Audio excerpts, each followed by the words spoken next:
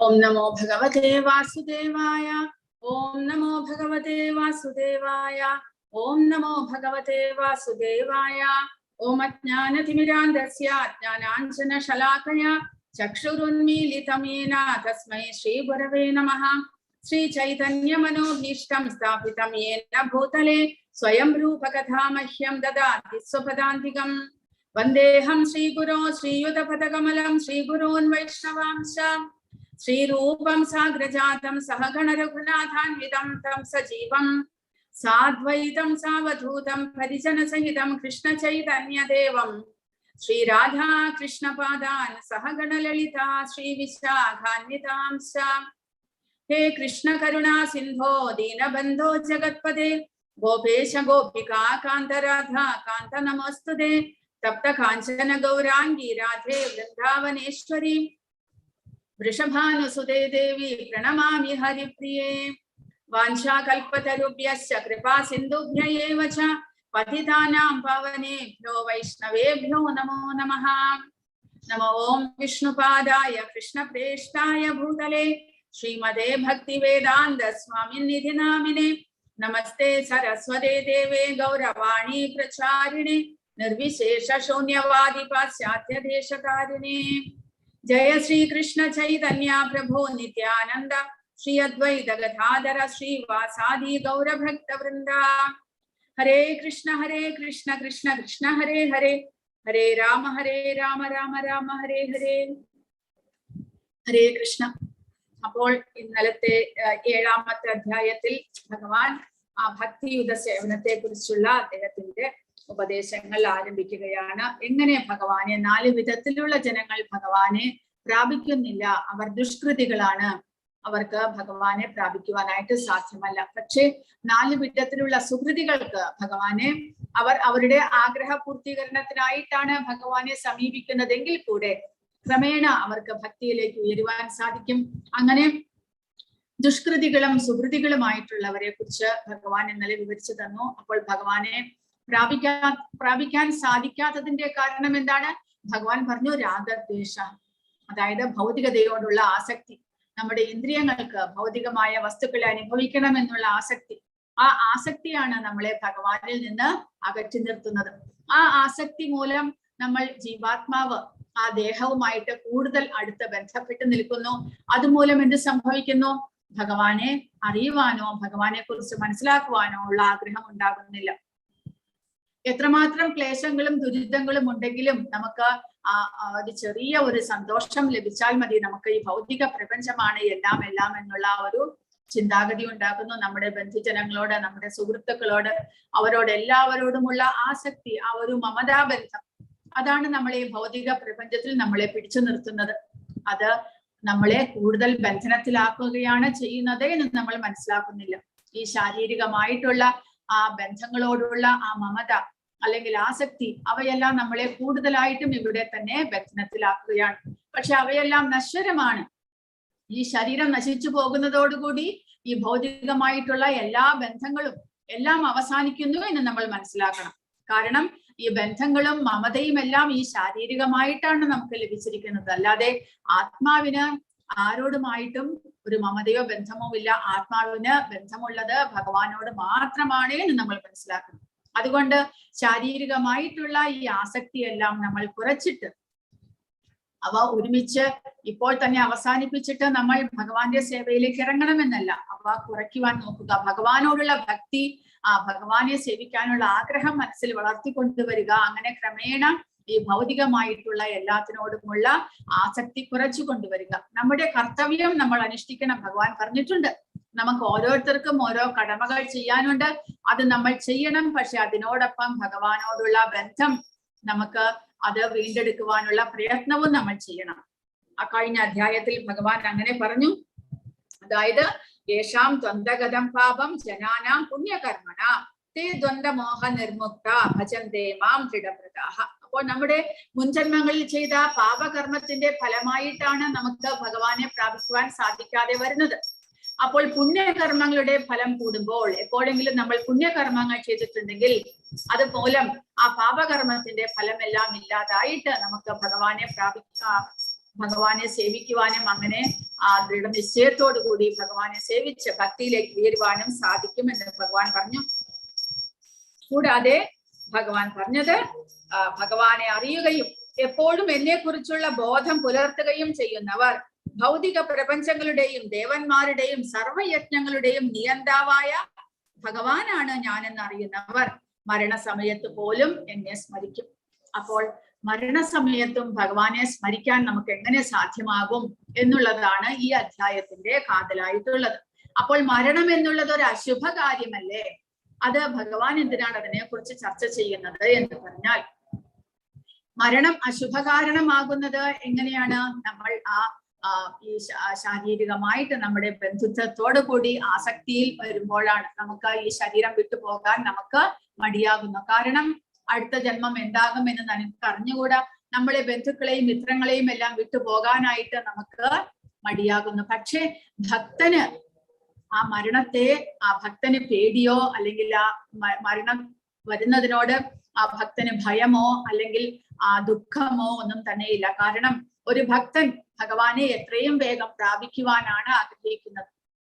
അപ്പോൾ ഭഗവാൻ ഈ അധ്യായത്തിലൂടെ പറയുന്നത് അതാണ്. എങ്ങനെ മരണസമയത്ത് ഭഗവാനെ സ്മരിച്ചുകൊണ്ട് ജീവൻ വിടുമ്പോൾ നമുക്ക് ആ ജീവാത്മാവിനെ എങ്ങനെ ഭഗവാനെ പ്രാപിക്കുവാൻ സാധിക്കും? അപ്പോൾ ആ മരണത്തെ നമുക്ക് എങ്ങനെ മറികടക്കുവാൻ സാധിക്കും?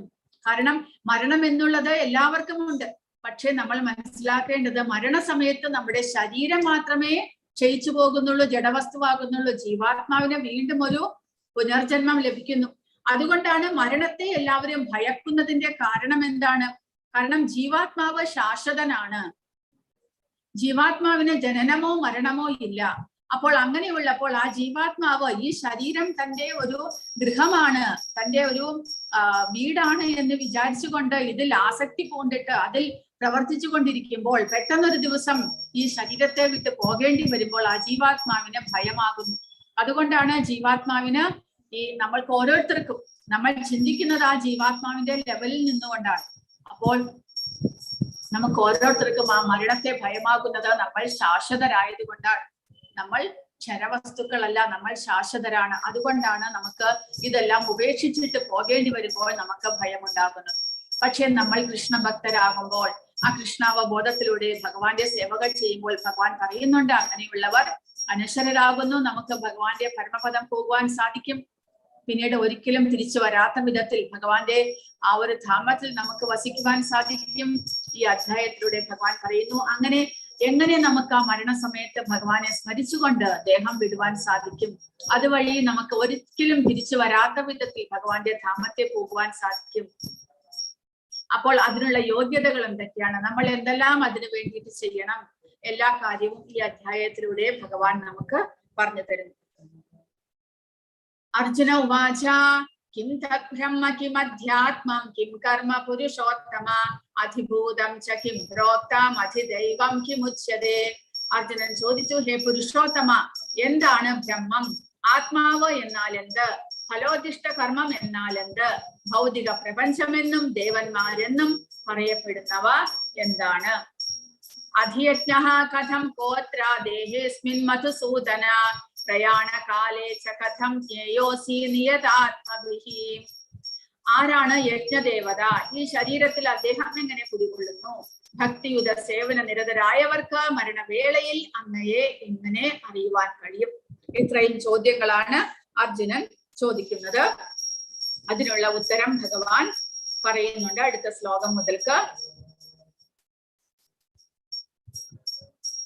അപ്പോൾ രണ്ടാമത്തെ ശ്ലോകത്തിൽ ഭഗവാൻ പറഞ്ഞല്ല, അർജുനൻ ചോദിക്കുന്ന പ്രയാണകാലേ, ഇവിടെ പ്രഭുപാദ അതിന് വിശേഷണം കൊടുത്തിരിക്കുന്നു. പ്രയാണകാലേ എന്ന പദം ഈ ശ്ലോകത്തിൽ വളരെ പ്രാധാന്യം അർഹിക്കുന്നു. ജീവിതത്തിൽ ഒരാൾ ചെയ്യുന്ന കർമ്മങ്ങളെല്ലാം പരീക്ഷിക്കപ്പെടുന്നത് മരണവേളയിൽ അത്രേ. അപ്പോൾ നമ്മുടെ ഈ ജീവിതത്തിന്റെ നമ്മൾ എന്തെല്ലാം ചെയ്തു, പ്രവർത്തനങ്ങൾ ചെയ്തു, അതെല്ലാം പരീക്ഷിക്കപ്പെടുന്നത് മരണവേളയിലാണ് എന്ന്. അതായത് ഒരു കുട്ടി സ്കൂളിൽ പഠിക്കുമ്പോൾ ആ ഒരു വർഷം എന്തെല്ലാം പഠിച്ചു എന്നുള്ളത് പരീക്ഷ വരുമ്പോഴാണ് മനസ്സിലാക്കുക. എത്രമാത്രം പഠിച്ചു, എന്തെല്ലാം പഠിച്ചു, ശരിയായ വിധത്തിൽ പഠിച്ചുവോ എന്നെല്ലാം ആ പരീക്ഷ എഴുതുമ്പോഴേ മനസ്സിലാക്കുകയുള്ളൂ. അതുപോലെ മരണം വരുമ്പോഴേ നമ്മുടെ ജീവിതം നമ്മൾ എത്രമാത്രം ആ ഒരു ഫലവത്താക്കിയിട്ടുണ്ട്? നമ്മുടെ ആ ജീവിതത്തിന്റെ ലക്ഷ്യത്തിലേക്ക് നമുക്ക് എത്തുവാൻ സാധിച്ചോ? ആ ജീവിതം പരിപൂർണമായോ?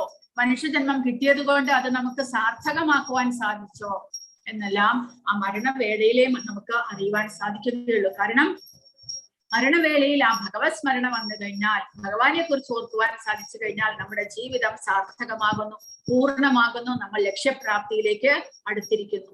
അല്ല എന്നുണ്ടെങ്കിലോ നമുക്ക് വീണ്ടും പുനർജന്മം വേണ്ടി വരും. ആ അന്ത്യനിമിഷത്തിൽ എന്തായിരിക്കും അവരുടെ അവസ്ഥ? അതായത് ഭക്തന്മാരുടെ മരണസമയത്ത് ശാരീരിക പ്രവർത്തനങ്ങൾ എല്ലാം തകരാറിലാകുന്നു. മനസ്സും നല്ല നിലയിലല്ല പ്രവർത്തിക്കുന്നത്. ശരീരത്തിന്റെ നില ഇങ്ങനെ അസ്വസ്ഥമായിരിക്കെ മനുഷ്യന് ഭഗവത് സ്മരണയുണ്ടാകുവാൻ പ്രയാസമാണ്. അപ്പോൾ നമ്മളൊരു കുട്ടി സ്കൂളിൽ പഠിക്കുന്ന സമയത്ത് നമ്മൾ ആ ഒരു വർഷം മുഴുവനും ആ കുട്ടിയെ കൊണ്ട് നിർബന്ധിച്ച് എല്ലാ പാഠങ്ങളും പഠിപ്പിക്കുന്നു. ദിവസവും ക്ലാസ് വിട്ട് വന്നു കഴിഞ്ഞാൽ നമ്മൾ എല്ലാം അന്നന്നത്തെ ഹോംവർക്ക് ചെയ്യണം, അന്നന്നത്തെ പഠിക്കേണ്ടതാണ്. ഓരോ ആഴ്ച തോറും സ്കൂളിൽ ടെസ്റ്റ് ഉണ്ടാകുന്നു. പിന്നീട് മാസാമാസം ടെസ്റ്റ്, പിന്നീട് quarterly, half yearly, yearly examination. ഇതെല്ലാം ചെയ്യിക്കുന്നുണ്ട്. എന്തിനു വേണ്ടിയിട്ടാണ്? ആ കുട്ടി എല്ലാം ശരിയായിട്ട് പഠിച്ചോ എന്ന് മനസ്സിലാക്കുവാനായിട്ട്. ഒരു വർഷത്തെ ആ ഒരു സ്റ്റാൻഡേർഡിലെ എല്ലാ കാര്യങ്ങളും വൃത്തിയായിട്ട് ഭംഗിയായിട്ട് ഓർമ്മയിൽ നിൽക്കത്തക്കവണ്ണം ആ കുട്ടി പഠിക്കണം, എങ്കിലേ പാസ്സാവുകയുള്ളൂ. അതുപോലെ നമ്മൾ അവസാന നിമിഷത്തിൽ ഭഗവാനെ ഞാൻ സ്മരിച്ചു കൊള്ളാം, ഇപ്പോൾ എനിക്ക് സമയമില്ല എന്ന് വിചാരിച്ചു കഴിഞ്ഞാൽ അത് നടക്കുകയില്ല. അതിന് നമ്മൾ ജീവിതകാലം മുഴുവൻ പരിശീലനം നടത്തേണ്ടതുണ്ട്. ശവനം, സ്മരണം മുതലായിട്ടുള്ള എല്ലാ കാര്യങ്ങളും നമ്മൾ പഠിച്ച് അല്ലെങ്കിൽ അത് നമ്മൾ പ്രാവർത്തികമാക്കേണ്ടതുണ്ട്. നമ്മുടെ ജീവിതത്തിൽ അത് പരിശീലനം നടത്തി നമ്മുടെ ഇന്ദ്രിയങ്ങളെ എല്ലാത്തിനെയും കൊണ്ട് ആ ഭഗവാന്റെ സേവകൾ ചെയ്തുകൊണ്ട് നമ്മൾ പരിശീലനം നടത്തിയാൽ, ഭഗവാൻ പറയുന്നുണ്ട് ഈ അധ്യായത്തിൽ, നമുക്ക് ആ അവസാന നിമിഷം നമ്മുടെ പരീക്ഷ അടുത്തു വരുമ്പോൾ നമുക്ക് ആ ഭഗവാനെ ഓർക്കുവാനും ആ ഭഗവാനെ സ്മരിക്കുവാനും ഭഗവാന്റെ നാമജപം ചെയ്യുവാനും സാധിക്കും. അല്ല എന്നുണ്ടെങ്കിൽ തന്നെ നമ്മൾ എന്തെങ്കിലും അസുഖം പിടിച്ച് നമുക്ക് അതിനുള്ള ശേഷി ഇല്ലെങ്കിലും ഭഗവാൻ നമ്മുടെ മനസ്സിൽ ഭഗവാനെ ഓർക്കുവാനുള്ള ആ സ്മരിക്കുവാനുള്ള അവസരം ഭഗവാൻ തരുന്നതാണ്. കാരണം നമ്മൾ അതിനുവേണ്ടി പരിശ്രമിച്ചു. നമ്മൾ പരിശ്രമിച്ചില്ലെങ്കിൽ ഭഗവാൻ നമ്മളെ എന്തിനു സഹായിക്കണം? നമ്മുടെ മനസ്സിൽ ഒരു ആഗ്രഹമില്ല എന്നുണ്ടെങ്കിൽ ഭഗവാൻ നമ്മളെ ഒരിക്കലും സഹായിക്കില്ല. പക്ഷെ നമ്മൾ ജീവിതകാലം മുഴുവൻ നമുക്ക് എത്രമാത്രം സമയം ഇല്ലെങ്കിലും നമ്മൾ സമയം എടുത്തുകൊണ്ട് ആ ഭഗവാനെ ആരാധിക്കുവാനുള്ള ആ ഒരു ആഗ്രഹത്തോടു കൂടി നമ്മൾ പരിശ്രമിച്ചു എന്നുണ്ടെങ്കിൽ അവസാന നിമിഷങ്ങളിൽ ഭഗവാൻ നമ്മളെ സഹായിക്കും തീർച്ചയായിട്ടും. അത് ഭഗവാൻ പറയുന്നുണ്ട്. അങ്ങനെ നമുക്ക് ആ ജീവിതം എന്നുള്ള പരീക്ഷയെ ആ മരണവേളയിൽ നമുക്ക് ജയിക്കുവാൻ സാധിക്കും. മരണത്തെ നമുക്ക് മറികടക്കുവാൻ സാധിക്കും, തോൽപ്പിക്കുവാൻ സാധിക്കും. അപ്പോൾ അതെങ്ങനെ സാധിക്കുന്നു? ഈ അധ്യായത്തിലൂടെ ഭഗവാൻ പറഞ്ഞു തരികയാണ്. ശ്രീ ഭഗവാൻ ഉവാച അക്ഷരം ബ്രഹ്മ പരമം സ്വഭാവോ അധ്യാത്മമുച്യതേ ഭൂതഭാവോദ്ഭവകരോ വിസർഗഃ കർമ്മ സംഹിതഃ. ഭഗവാൻ പറഞ്ഞു, അവിനാശിയും അതീന്ദ്രിയനുമായ ആത്മാവത്രേ ബ്രഹ്മം. അക്ഷരം എന്ന് പറഞ്ഞാൽ ഒരിക്കലും നശിക്കാത്തത് ആ പരമമായിട്ടുള്ള, അതായത് അതീന്ദ്രിയമായിട്ടുള്ള ആ ബ്രഹ്മം ആണ്. അതിനെയാണ് ബ്രഹ്മം എന്ന് പറയുന്നത്. അക്ഷരം ബ്രഹ്മ പരമം. അക്ഷരം എന്ന് പറഞ്ഞാൽ ഒരിക്കലും നശിക്കാത്ത പരമമായിട്ടുള്ളതാണ് ബ്രഹ്മം എന്ന്. ബ്രഹ്മം എന്ന് പറഞ്ഞാൽ നമ്മൾ ജീവാത്മാക്കൾ എന്നർത്ഥം. അവിനാശിയും അതീന്ദ്രിയനുമായ ആത്മാവ് നമ്മളെ പറയുന്നുണ്ട്. അഹം ബ്രഹ്മാസ്മി, ഞാൻ ആ ഒരു ആത്മജ്ഞാനത്തിലേക്ക് ഉയർന്നു കഴിയുമ്പോഴാണ് നമുക്ക് ആ ജീവാത്മാവിന്റെ തന്റെ സ്വരൂപത്തെ മനസ്സിലാക്കുന്നത്. ഞാൻ ബ്രഹ്മമാണ് എന്നുള്ള ആ ഒരു ഓർമ്മ വരുന്ന, അല്ലെങ്കിൽ അജ്ഞാനം നീങ്ങി ആ ഒരു വിദ്യയിലേക്ക് നാം പ്രവേശിക്കുന്നത് ജീവാത്മാവ് തന്റെ സ്വരൂപത്തെ കുറിച്ച് മനസ്സിലാക്കുന്ന അവസ്ഥയാണ് ബ്രഹ്മൻ റിയലൈസേഷൻ. അതായത് ഞാൻ ബ്രഹ്മമാണ്, ഒരിക്കലും നശിക്കാത്ത അതീന്ദ്രിയനായ ആധ്യാത്മികനാണ് ഞാൻ എന്നുള്ള ആ ഒരു ഉണർവുണ്ടാകുന്ന സമയമാണ് ബ്രഹ്മൻ റിയലൈസേഷൻ, അതായത് ആത്മജ്ഞാനം ലഭിക്കുന്ന അവസ്ഥ. ആ അവസ്ഥയാണ്. അപ്പോൾ ആത്മാവിനെ നമ്മൾ ബ്രഹ്മൻ എന്ന് വിളിക്കുന്നു. അക്ഷരം ബ്രഹ്മ പരമം. സ്വഭാവോ അധ്യാത്മമുച്യതേ. ആ ജീവാത്മാവിന്റെ സ്വഭാവം, അതിന്റെ സ്വരൂപമാണ് അധ്യാത്മം. ജീവാത്മാവ് ഭൗതികനല്ല, ആധ്യാത്മികനാണ് എന്ന് പറയുന്നു. ഭൂതഭാവോദ്ഭവകരോ വിസർഗഃ കർമ്മസംഹിതഃ. ജീവാത്മാക്കളുടെ ഭൗതിക ശരീരത്തിന്റെ വികാസത്തിന് വേണ്ടുന്ന പ്രവർത്തനങ്ങളാണ് കാമ്യകർമ്മങ്ങൾ. അപ്പോൾ ജീവാത്മാക്കൾ ഇവിടെ ഭൗതിക പ്രപഞ്ചത്തിൽ ഭൗതികമായിട്ടുള്ള ശരീരങ്ങൾ എടുത്തിരിക്കുകയാണ്. അപ്പോൾ ആ ശരീരത്തിന്റെ പ്രവർത്തനത്തിന്, വികാസത്തിന് ബുദ്ധിശക്തിക്ക് എല്ലാത്തിനും വേണ്ടിയിട്ട് നമ്മൾ ചെയ്യുന്ന നമ്മുടെ ആഗ്രഹ പൂർത്തീകരണത്തിനായിക്കൊണ്ട് നമ്മൾ ചെയ്യുന്ന ഓരോ പ്രവർത്തനങ്ങൾ, അതിനെയാണ് കർമ്മം, കാമ്യകർമ്മങ്ങൾ. കാമ്യകർമ്മങ്ങൾ എന്തുകൊണ്ട് പറയുന്നു? കാരണം അതിന് പ്രതികരണമുണ്ട്. അപ്പോൾ കർമ്മം എന്ന് പറയുമ്പോൾ നമ്മൾ പ്രതികരണമുള്ള പ്രവർത്തികൾ, ആ പ്രതികരണമുള്ള പ്രവർത്തികൾ നമ്മൾ എന്തിനായിക്കൊണ്ട് ചെയ്യുന്നു? ജീവാത്മാവിന്റെ ആഗ്രഹ പൂർത്തീകരണത്തിന് നമ്മൾ ഓരോരുത്തരും ഓരോ കർമ്മങ്ങൾ ചെയ്യുന്നു. ആ കർമ്മഫലം, അതിന്റെ കർമ്മം ചെയ്തതിന്റെ ഫലം അനുഭവിക്കാൻ ആഗ്രഹിക്കുന്നു. അതിനെയാണ് കർമ്മം എന്ന് പറയുന്നത്. നാശമില്ലാത്ത നിത്യസത്തയത്രേ ബ്രഹ്മം. അതിന്റെ ഘടനയിൽ ഒരിക്കലും മാറ്റം വരുന്നില്ല. ഈ ബ്രഹ്മത്തിനുപരി പരബ്രഹ്മമുണ്ട്. ബ്രഹ്മം ജീവാത്മാവിനെയും പരബ്രഹ്മൻ പരമദിവ്യോത്തമ പുരുഷനെയും സൂചിപ്പിക്കുന്നു. ഈ പ്രപഞ്ചത്തിൽ തനിക്കുള്ള അവസ്ഥയിൽ നിന്ന് വ്യത്യസ്തമാണ് ജീവാത്മാവിന്റെ മൂലസ്വരൂപം.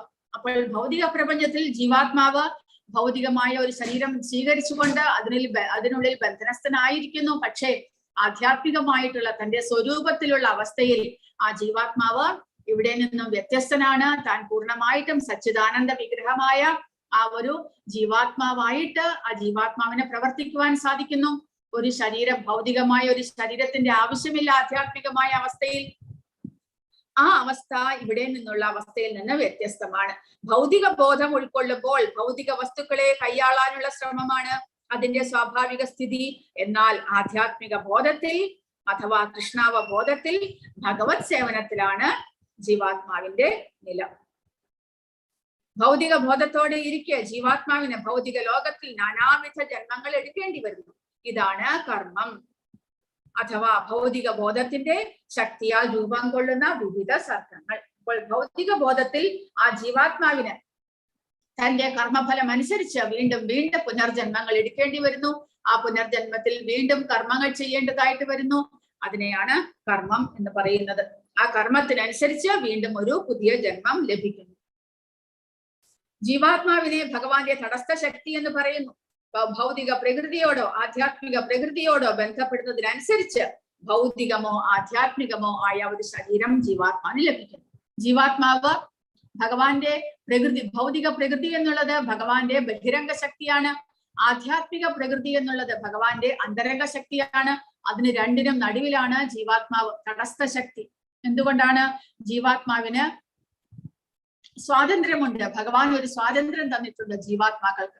ഒന്നുകിൽ ആ ഒരു ഭഗവാനെ സേവിച്ചുകൊണ്ട് ആധ്യാത്മികമായ അവസ്ഥയിൽ തന്നെ തുടരുവാനായിട്ട് ജീവാത്മാവിന് സാധിക്കും. പക്ഷേ തനിക്ക് സ്വയം അനുഭവിക്കണം, തനിക്ക് സ്വയം ആസ്വദിക്കണം എന്നുള്ള ആഗ്രഹമാണ് ജീവാത്മാവിന് എന്നുണ്ടെങ്കിൽ ഭൗതിക പ്രകൃതിയിലേക്ക്, അതായത് ഭഗവാന്റെ ബഹിരംഗ ശക്തിയിലേക്ക് ജീവാത്മാവ് വരേണ്ടി വരും. അപ്പോൾ ഏത് അവസ്ഥ തിരഞ്ഞെടുക്കണമോ അതിനുള്ള സ്വാതന്ത്ര്യം ഭഗവാൻ ജീവാത്മാവിനെ കൊടുത്തിട്ടുണ്ട്. സ്വയം ആസ്വദിക്കണം, ഭഗവാനെ വിട്ടിട്ട് സ്വയം ആസ്വദിക്കണം എന്നുണ്ടെങ്കിൽ ഈ ഭൗതിക പ്രകൃതിയിലേക്ക് വരാം.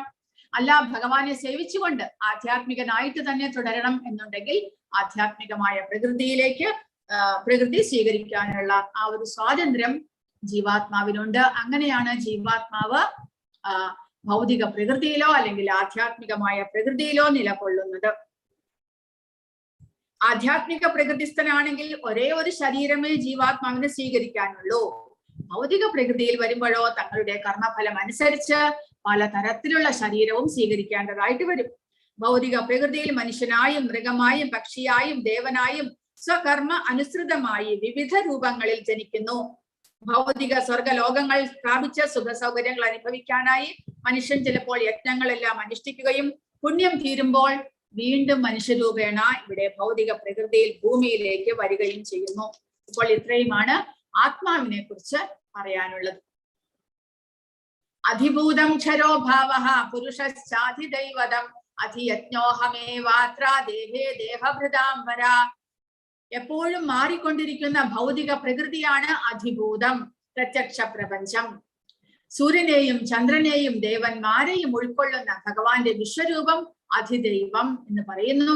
സകല ശരീരങ്ങളുടെയും ഹൃദയത്തിൽ വാണരുളുന്ന പരമാത്മാവായ ഞാൻ അധിയജ്ഞൻ എന്നും പറയപ്പെടുന്നു.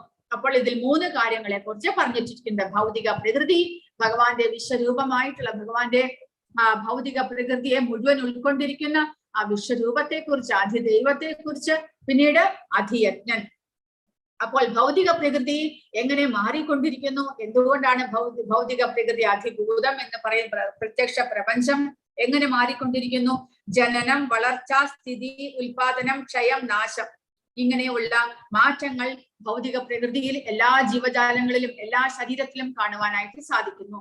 എല്ലാ ശരീരത്തിനും ഒന്നിനും വ്യത്യാസമില്ല. ഇവൻ ചെടികളാകട്ടെ, വൃക്ഷങ്ങളാകട്ടെ, പക്ഷികളാകട്ടെ, മൃഗങ്ങളാകട്ടെ, മനുഷ്യരാകട്ടെ, എല്ലാവരും ജനിക്കുന്നു, വളരുന്നു, പിന്നെ സ്ഥിതി കുറച്ച് കാലയളവിൽ നിലനിൽക്കുന്നു, പിന്നീട് പ്രത്യുൽപാദനം നടത്തുന്നു, പിന്നീട് ക്ഷയിക്കുന്നു. ഇതെല്ലാം എല്ലാ ജീവജാലങ്ങളുടെയും ശരീരം സ്വീകരിച്ചിട്ടുള്ള എല്ലാ ജീവജാലങ്ങൾക്കും കാണുവാനായിട്ട് സാധിക്കുന്നു. ഇതിനെയാണ് അധിഭൂതം എന്ന് പറയുന്നത്. അങ്ങനെയുള്ള പ്രകൃതിയുടെ ഒരു സ്ഥിതിയാണ് ഇത്. അതിനെ അധിഭൂതം എന്ന് പറയുന്നു.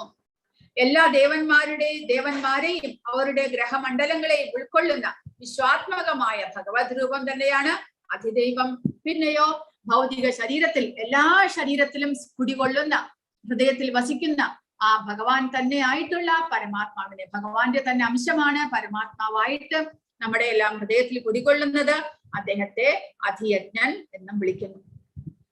പരമാത്മരൂപേണ ജീവാത്മാവിനോട് സഹവസിക്കുന്ന ഈ ഭഗവാനാണ് ജീവന്റെ സർവകർമ്മങ്ങൾക്കും സാക്ഷിയും വിവിധ ബോധാവസ്ഥകൾക്ക് ഉറവിടവും. 15ാമത്തെ അധ്യായത്തിൽ ഭഗവാൻ ഈ പരമാത്മാവിന്റെ ഈ സ്വരൂപത്തെ കുറിച്ച് പറയുന്നുണ്ട്. അതായത് ഉപദൃഷ്ട, അനുമന്താച്ച, ഭർത്ത, ഭോക്ത, മഹേശ്വര, പരമാത്മേവി ചാപ്യുക്തോ ദേഹേസ്മിൻ പുരുഷഃ പരഃ. ഓരോ ദേഹത്തിലും കുടികൊള്ളുന്ന ആ പരമപുരുഷനെ പരമാത്മാവ് എന്ന് വിളിക്കുന്നു. അദ്ദേഹം എന്ത് ചെയ്യുന്നു? ഉപദൃഷ്ട, അനുമന്താച്ച, ഭർത്ത, ഭോക്ത, മഹേശ്വര. ഉപദൃഷ്ട, നമ്മൾ ചെയ്യുന്ന എല്ലാ പ്രവൃത്തികൾക്കും സാക്ഷിയായിട്ടിരിക്കുന്നു. അനുമന്ത, നമ്മളുടെ ആഗ്രഹമെല്ലാം പൂർത്തീകരിക്കാനായിട്ട് ഭഗവാൻ അനുമതി നൽകുന്നു. ഭർത്ത, ഭോക്ത, മഹേശ്വര, അദ്ദേഹം എല്ലാത്തിന്റെയും നിയന്താവും കൂടാതെ ഭോക്താവ്, പരമ ആസ്വാദകനുമാണ്. അദ്ദേഹം പരമാത്മാവായിട്ട് എല്ലാ ജീവജാലങ്ങളുടെയും ശരീരത്തിനുള്ളിൽ കുടികൊള്ളുന്നു. അദ്ദേഹത്തെയാണ് അധിയജ്ഞൻ എന്ന് വിളിക്കുന്നത്. അന്ധകാലേ ച മാമേവ സ്മരൻ മുക്ത്വാ കളേവരം യഹ പ്രയാതി സമദ്ഭാവം യാതി നാസ്ത്യത്ര സംശയഃ. മരണസമയത്ത് എന്നെ തന്നെ സ്മരിച്ചുകൊണ്ട് ശരീരം ത്യജിക്കുന്നവൻ എന്റെ ഭാവത്തെ ഉടൻ തന്നെ പ്രാപിക്കുമെന്നതിന് സംശയമില്ല. അപ്പോൾ നമുക്ക് എങ്ങനെ ഭഗവാന്റെ രൂപത്തെ അല്ലെങ്കിൽ ഭഗവത് ധാമത്തെ പ്രാപിക്കുവാൻ കഴിയും? മരണസമയത്തും ഭഗവാനെ സ്മരിക്കുവാനായിട്ട് നമുക്ക് കഴിയണം. സദാസമയവും നമ്മൾ ഭഗവാനെ സ്മരിച്ചുകൊണ്ട്, ഭഗവാന്റെ കീർത്തനങ്ങൾ ആലപിച്ചുകൊണ്ട്, ഭഗവാനെ കേട്ടുകൊണ്ടേയിരിക്കുകയാണെങ്കിൽ നമുക്ക് വളരെ എളുപ്പത്തിൽ, വളരെ പ്രയാസമൊന്നും കൂടാതെ തന്നെ ആ അന്ത്യവേളയിലും നമുക്ക് ഭഗവാനെ സ്മരിക്കുവാനായിട്ട് സാധിക്കും. അപ്പോൾ അതെങ്ങനെയെന്ന് അടുത്ത ശ്ലോകത്തിലൂടെ ഭഗവാൻ പറയുന്നുണ്ട്. ഈ ശ്ലോകം കൃഷ്ണാവബോധത്തിന്റെ പ്രാധാന്യത്തെ ഊന്നിപ്പറയുന്നു. കൃഷ്ണാവബോധത്തോടെ ദേഹത്യാഗം ചെയ്യുന്നവൻ ഉടനെ ഭഗവാന്റെ അതീന്ദ്രിയ ഭാവം കൈക്കൊള്ളുന്നു. പരമപാവനനാണ് ഭഗവാൻ. തന്മൂലം നിരന്തരം കൃഷ്ണാവബോധത്തോടെ ഇരിക്കുന്നവരും പരമപാവനരത്രേ. സ്മരണം എന്ന വാക്ക് സുപ്രധാനമാണ് ഇവിടെ. ഭക്തിപൂർവമായ സേവനത്തിലൂടെ കൃഷ്ണാവബോധം പുലർത്തി പോരാത്ത ഒരു ജീവന് പവിത്രതയില്ലാത്തത് കൊണ്ട് കൃഷ്ണസ്മരണ സാധ്യമാകില്ല. അപ്പോൾ എന്തുകൊണ്ടാണ് മരണസമയത്ത് നമുക്ക് ഭഗവാനെ സ്മരിക്കുന്നത് കുറച്ച് കഷ്ടമാകുന്നു എന്ന് പറയുന്നത്? കാരണം നമ്മൾ പരിശുദ്ധരാകണം. ഭഗവാൻ പൂർണ്ണമായിട്ടും പരിശുദ്ധനായതുകൊണ്ട് അദ്ദേഹത്തിന്റെ നാമം ഉച്ചരിക്കുവാനും നമുക്ക് അതിനും നമ്മൾ പരിശുദ്ധരായിരിക്കണം. നമ്മുടെ മനസ്സ് എത്രമാത്രം കൽമഷമായിരിക്കുന്നവോ അത്രമാത്രം ഭഗവാൻ നമ്മിൽ നിന്ന് ദൂരെയായിരിക്കും. അതുകൊണ്ട് നമ്മൾ പരിശീലിക്കണം. നമുക്ക് സാധിക്കുന്ന സമയത്ത്, ഇപ്പോൾ നമ്മൾ വയസ്സായിട്ടില്ല, ഇപ്പോൾ നമുക്ക് സാധിക്കുന്നു, ഈ സമയത്ത് നമ്മൾ ഭഗവാന്റെ നാമജപം ചെയ്തുകൊണ്ട്, ഭഗവാനെ കുറിച്ച് കൂടുതലായിട്ട് കേട്ടുകൊണ്ട്, മനസ്സിലാക്കുവാൻ ശ്രമിച്ചുകൊണ്ട്, നമ്മൾ ആ ഭഗവാന്റെ സ്മരണയും കീർത്തനങ്ങളും എല്ലാം ചെയ്തുകൊണ്ട് വരുമ്പോൾ നമ്മുടെ ഹൃദയം പരിശുദ്ധമായിട്ട് വരുന്നു. അങ്ങനെ നമുക്ക് മനസ്സിൽ ഭഗവാനെ സ്മരിക്കുവാനായിട്ട് സാധിക്കുന്നു. അപ്പോൾ പവിത്രതയില്ലെങ്കിൽ ആ മരണസമയത്തും നമ്മുടെ മനസ്സിൽ അനേകം ഇതേപോലെയുള്ള ദുഷ്സ്മരണകളാണ് നമ്മുടെ മനസ്സിലുള്ളത് എന്നുണ്ടെങ്കിൽ അവിടെ ഭഗവാന്റെ സ്മരണം നമുക്ക് സാധ്യമാകുകയില്ല. അതുകൊണ്ട് ഒരാൾ ജീവിതത്തിന്റെ ആരംഭഘട്ടം മുതൽക്കേ കൃഷ്ണാവബോധം ശീലിക്കണം. നിര്യാണ വേളയിൽ വിജയം വരിക്കണമെങ്കിൽ കൃഷ്ണസ്മരണ അത്യന്താപേക്ഷിതമാണ് താനും. അതുകൊണ്ട് സദാ മഹാമന്ത്രം ഉരുവിട്ടുകൊണ്ടേയിരിക്കുക. ഹരേ കൃഷ്ണ കൃഷ്ണ കൃഷ്ണ ഹരേ ഹരേ, ഹരേ രാമ രാമ രാമ ഹരേ ഹരേ. അങ്ങനെ സദാസമയവും ഭഗവാന്റെ നാമം ഉരുവിട്ടുകൊണ്ടേയിരിക്കുകയാണെങ്കിൽ ആ മരണവേളയിലും ആ നാമം തീർച്ചയായിട്ടും നമ്മുടെ നാവിൽ വരുന്നതാണ്. അപ്പോൾ ആ ഭാഗവതത്തിലെ 12ാമത്തെ സ്കന്ധത്തിൽ ഇതേപോലെ പറയുന്നുണ്ട്, എന്നാമധേയം പ്രിയമാണ ആതുരഃ പദൻ സ്ഖലൻ വാ വിവശോഘൃണൻ പുമാൻ വിമുക്ത കർമാഗത ഉത്തമാം ഗതിം പ്രാപ്നോതി യക്ഷ്യന്തിന തം കലൗ ജനാഃ. മരണസമയത്ത് ഒരാൾ പേടിച്ച് വീഴുന്നു. കാരണം മരണം എങ്ങനെയാണ് നമ്മളെ സമീപിക്കുന്നത് എന്ന് നമുക്ക് അറിഞ്ഞുകൂടാ. അപ്പോൾ പെട്ടെന്ന് നമുക്ക് എന്തെങ്കിലും ആ ഒരു മരണം ഉണ്ടാകുന്നു എന്നുള്ള ഒരു അവസ്ഥയിൽ നമ്മൾ പേടിച്ച് വീഴുകയാണ് ചെയ്യുന്നത് എന്ന് ഭാഗവതത്തിൽ പറയുന്നു.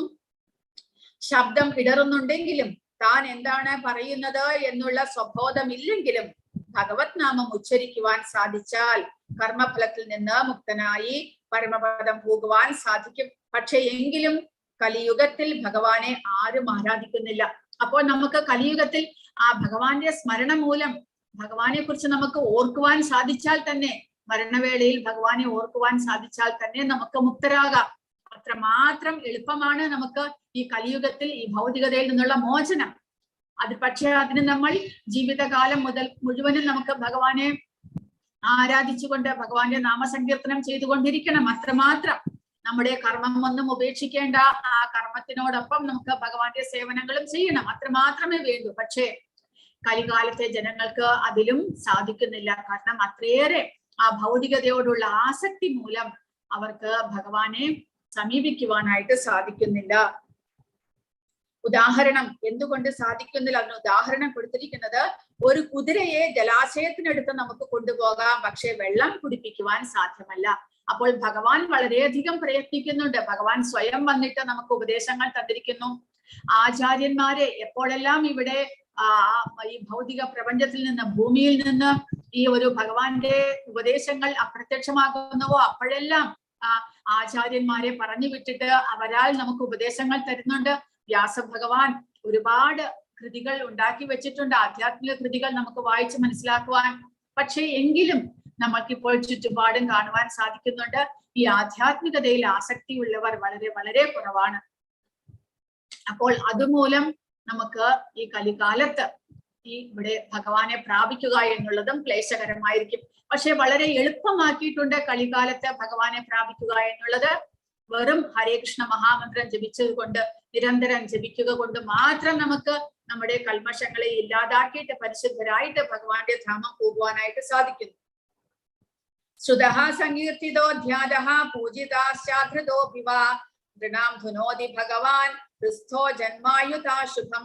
ഒരാൾ ഭഗവാനെ കുറിച്ച് കേൾക്കുകയോ കീർത്തിക്കുകയോ ധ്യാനിക്കുകയോ ആരാധിക്കുകയോ അഥവാ വെറുതെ ആദരവ് കൊടുക്കുകയോ ചെയ്താലും തന്റെ ഹൃദയത്തിൽ ഇരുന്നു കൊണ്ട് ഭഗവാൻ അനേക കോടി ജന്മങ്ങളിലെ മാലിന്യങ്ങളെ നീക്കിക്കളയുന്നു. ഭാഗവതത്തിൽ പറഞ്ഞിരിക്കുകയാണ്, ശുകദേവ പ്രഭു പറഞ്ഞിരിക്കുന്നു. ഇത്രമാത്രം ഭഗവാന് വെറുതെ ആദരവ് ഭഗവാൻ പറയുന്നുണ്ട്. മന്മനാഭവ മദ്ഭക്തോ മതിയാചി മാം നമസ്കുരു. ഇത്ര മാത്രമേ ഭഗവാൻ പറയുന്നുള്ളൂ. ഭഗവാനെ ആദരിക്കുക, നമ്മൾ പ്രണമിക്കുക, ഭഗവാന്റെ ഭക്തനാകുക, ഇത്ര മാത്രമേ ഭഗവാൻ പറയുന്നുള്ളൂ. ഭഗവാന്റെ നാമസങ്കീർത്തനം ചെയ്തുകൊണ്ട്, ഭഗവാനെ ആരാധിച്ചുകൊണ്ട്, ഭഗവാനെ പ്രണമിച്ചുകൊണ്ട് നമ്മൾ ഭഗവാന്റെ ഭക്തരാകുകയാണെങ്കിൽ ഭഗവാൻ നമ്മുടെ എല്ലാ കൽമഷങ്ങളെയും നീക്കിക്കളയുന്നു. തസ്മാ സർവാത്മനാ രാജൻ ഹൃദിസ്ഥം കുരു കേശവം പ്രിയമാണോ നവഹിതസ് തോയാസ്തി പരമാം ഗതിം. അപ്പോൾ ഇത് പരീക്ഷിത്ത് മഹാരാജാവിനോട് ശുകദേവ് ഗോസ്വാമി പറയുകയാണ്. മരണവേള അടുത്തിരിക്കുന്നു പരീക്ഷത്തിന്. അപ്പോൾ ആ സമയത്ത് എന്ത് ചെയ്യണം എന്ന് പരീക്ഷത്തിനോട് പറയുകയാണ്. അതിനാൽ രാജാവെ, എല്ലാ ശക്തിയും ഉപയോഗിച്ച് ഭഗവാനിൽ ഹൃദയം ഏകാഗ്രമാക്കുവാൻ ശ്രമിക്കുക. ഭഗവാനിൽ നിന്ന് ശ്രദ്ധ മാറാതെ തുടരുവാൻ ശ്രമിക്കണം. മരണസമയത്ത് പരമപദം പോകുവാൻ തീർച്ചയായിട്ടും സാധിക്കും. പരീക്ഷത്തിനോട് പറയുകയാണ്, തന്റെ എല്ലാ ശക്തിയും ഉപയോഗിച്ച് ഭഗവാനെ കുറിച്ച് സ്മരിച്ചുകൊണ്ട് ഭഗവാന്റെ നാമസങ്കീർത്തനം ചെയ്തുകൊണ്ടിരിക്കുക. അങ്ങനെ ആ മരണവേളയിലും ഭഗവാനെ സ്മരിക്കുവാനായിട്ട് നമുക്ക് സാധിക്കുമെന്ന്. കലേർദോഷനിധേ രാജൻ അസ്തി ഏകോ മഹാൻ ഗുണഃ കീർത്തനാദേവ കൃഷ്ണസ്യ മുക്ത സംഗഃ പരം വ്രജേത്. കലിയുഗത്തിൽ അനേകം ദോഷങ്ങൾ ഉണ്ടെങ്കിലും അസ്തി ഏകോ മഹാൻ ഗുണഃ, ഒരു മഹാനായിട്ടുള്ള, ഒരു വളരെ പ്രധാനമായിട്ടുള്ള ഒരു ഗുണം കലിയുഗത്തിനുണ്ട്. അതായത് കീർത്തനാദേവ കൃഷ്ണസ്യ, ഭഗവാനെ കീർത്തിച്ചാൽ മാത്രം മതി. കാരണം അതങ്ങനെ പറയാൻ കാരണം എന്താണ്? കാരണം ഹൃദയ ധ്യായതേ വിഷ്ണു, കൃതയുഗത്തിൽ സത്യയുഗത്തിൽ ഭഗവാനെ ധ്യാനിക്കണമായിരുന്നു. ഭഗവാന്റെ പരമപദം പോകുവാൻ ഭഗവാനെ അനേക ലക്ഷം വർഷങ്ങളിൽ തന്റെ ആയുസ് ഒരു പകുതി ആയുസ്സാകുമ്പോഴേ ആ സമയത്ത് വർഷങ്ങൾ ആയുസ് ഉണ്ടായിരുന്നു. അതായത് കൃതയുഗം, അതായത് സത്യയുഗം വളരെ നീണ്ട കാലയളവാണ്. അതുകൊണ്ട് ആ സമയത്ത് ജനങ്ങൾക്ക് വളരെയധികം ആയുസ് ഉണ്ടായിരുന്നു. അതുകൊണ്ട് അവർക്ക് ഭഗവാനെ മനസ്സിൽ ധ്യാനിച്ച് ഭഗവാനെ പ്രത്യക്ഷപ്പെടുത്തിയാൽ മാത്രമേ, അങ്ങനെയുള്ളവർക്ക് മാത്രമേ ഭഗവാന്റെ ധാമം പോകുവാൻ സാധിക്കുമായിരുന്നുള്ളൂ. ത്രേതായാം യജതോ മഖൈഹി, ത്രേതായുഗത്തിൽ ഭഗവാനെ യജ്ഞങ്ങളെല്ലാം ചെയ്ത് ഭഗവാനെ സന്തോഷിപ്പിക്കണമായിരുന്നു. എങ്കിൽ മാത്രമേ, അങ്ങനെയുള്ളവർക്ക് മാത്രമേ ഭഗവാന്റെ പരമപദം പോകുവാൻ സാധിക്കുമായിരുന്നുള്ളൂ.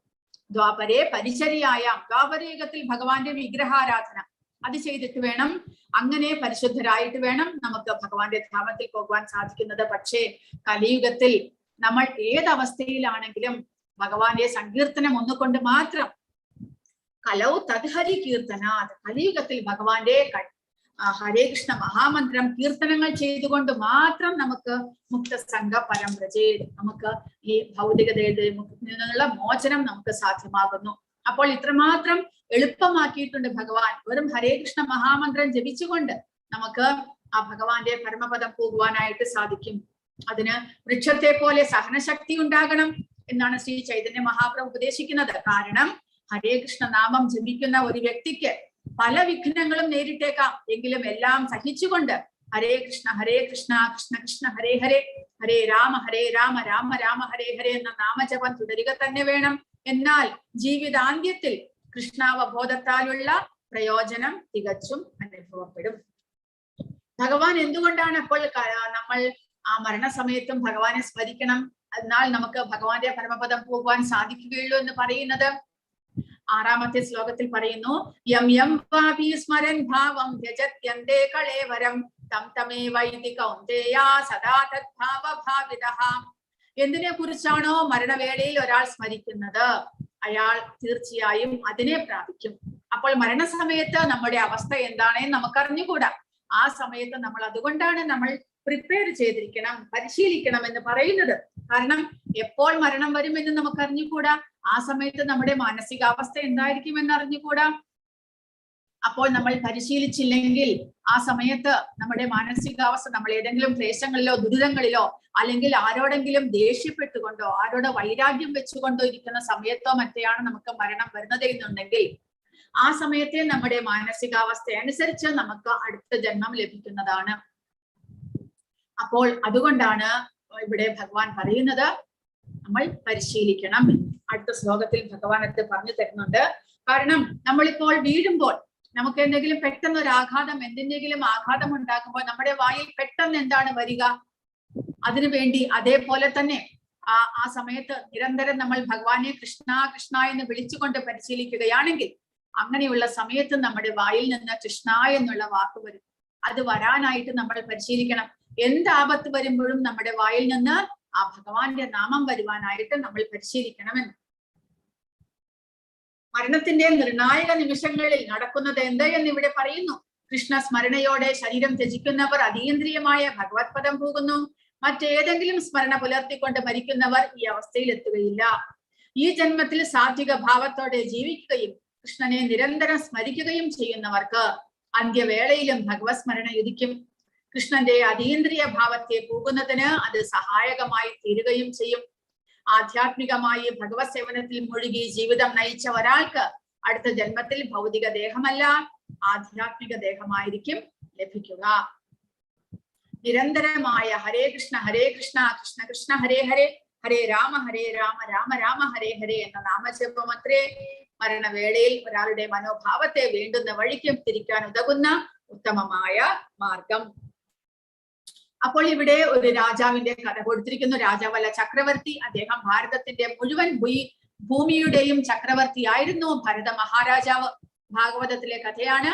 അദ്ദേഹം വളരെ ചെറുപ്പത്തിലെ തന്നെ രാജ്യമെല്ലാം ഉപേക്ഷിച്ച് ഭഗവാന്റെ സേവകൾ ചെയ്യുവാനായിട്ട് ഒരു ആശ്രമം കെട്ടി, വനത്തിൽ ആശ്രമം കെട്ടിയിട്ട് അവിടെ ഇരുന്നു കൊണ്ട് ഭഗവാന്റെ സേവകൾ ചെയ്യുകയായിരുന്നു.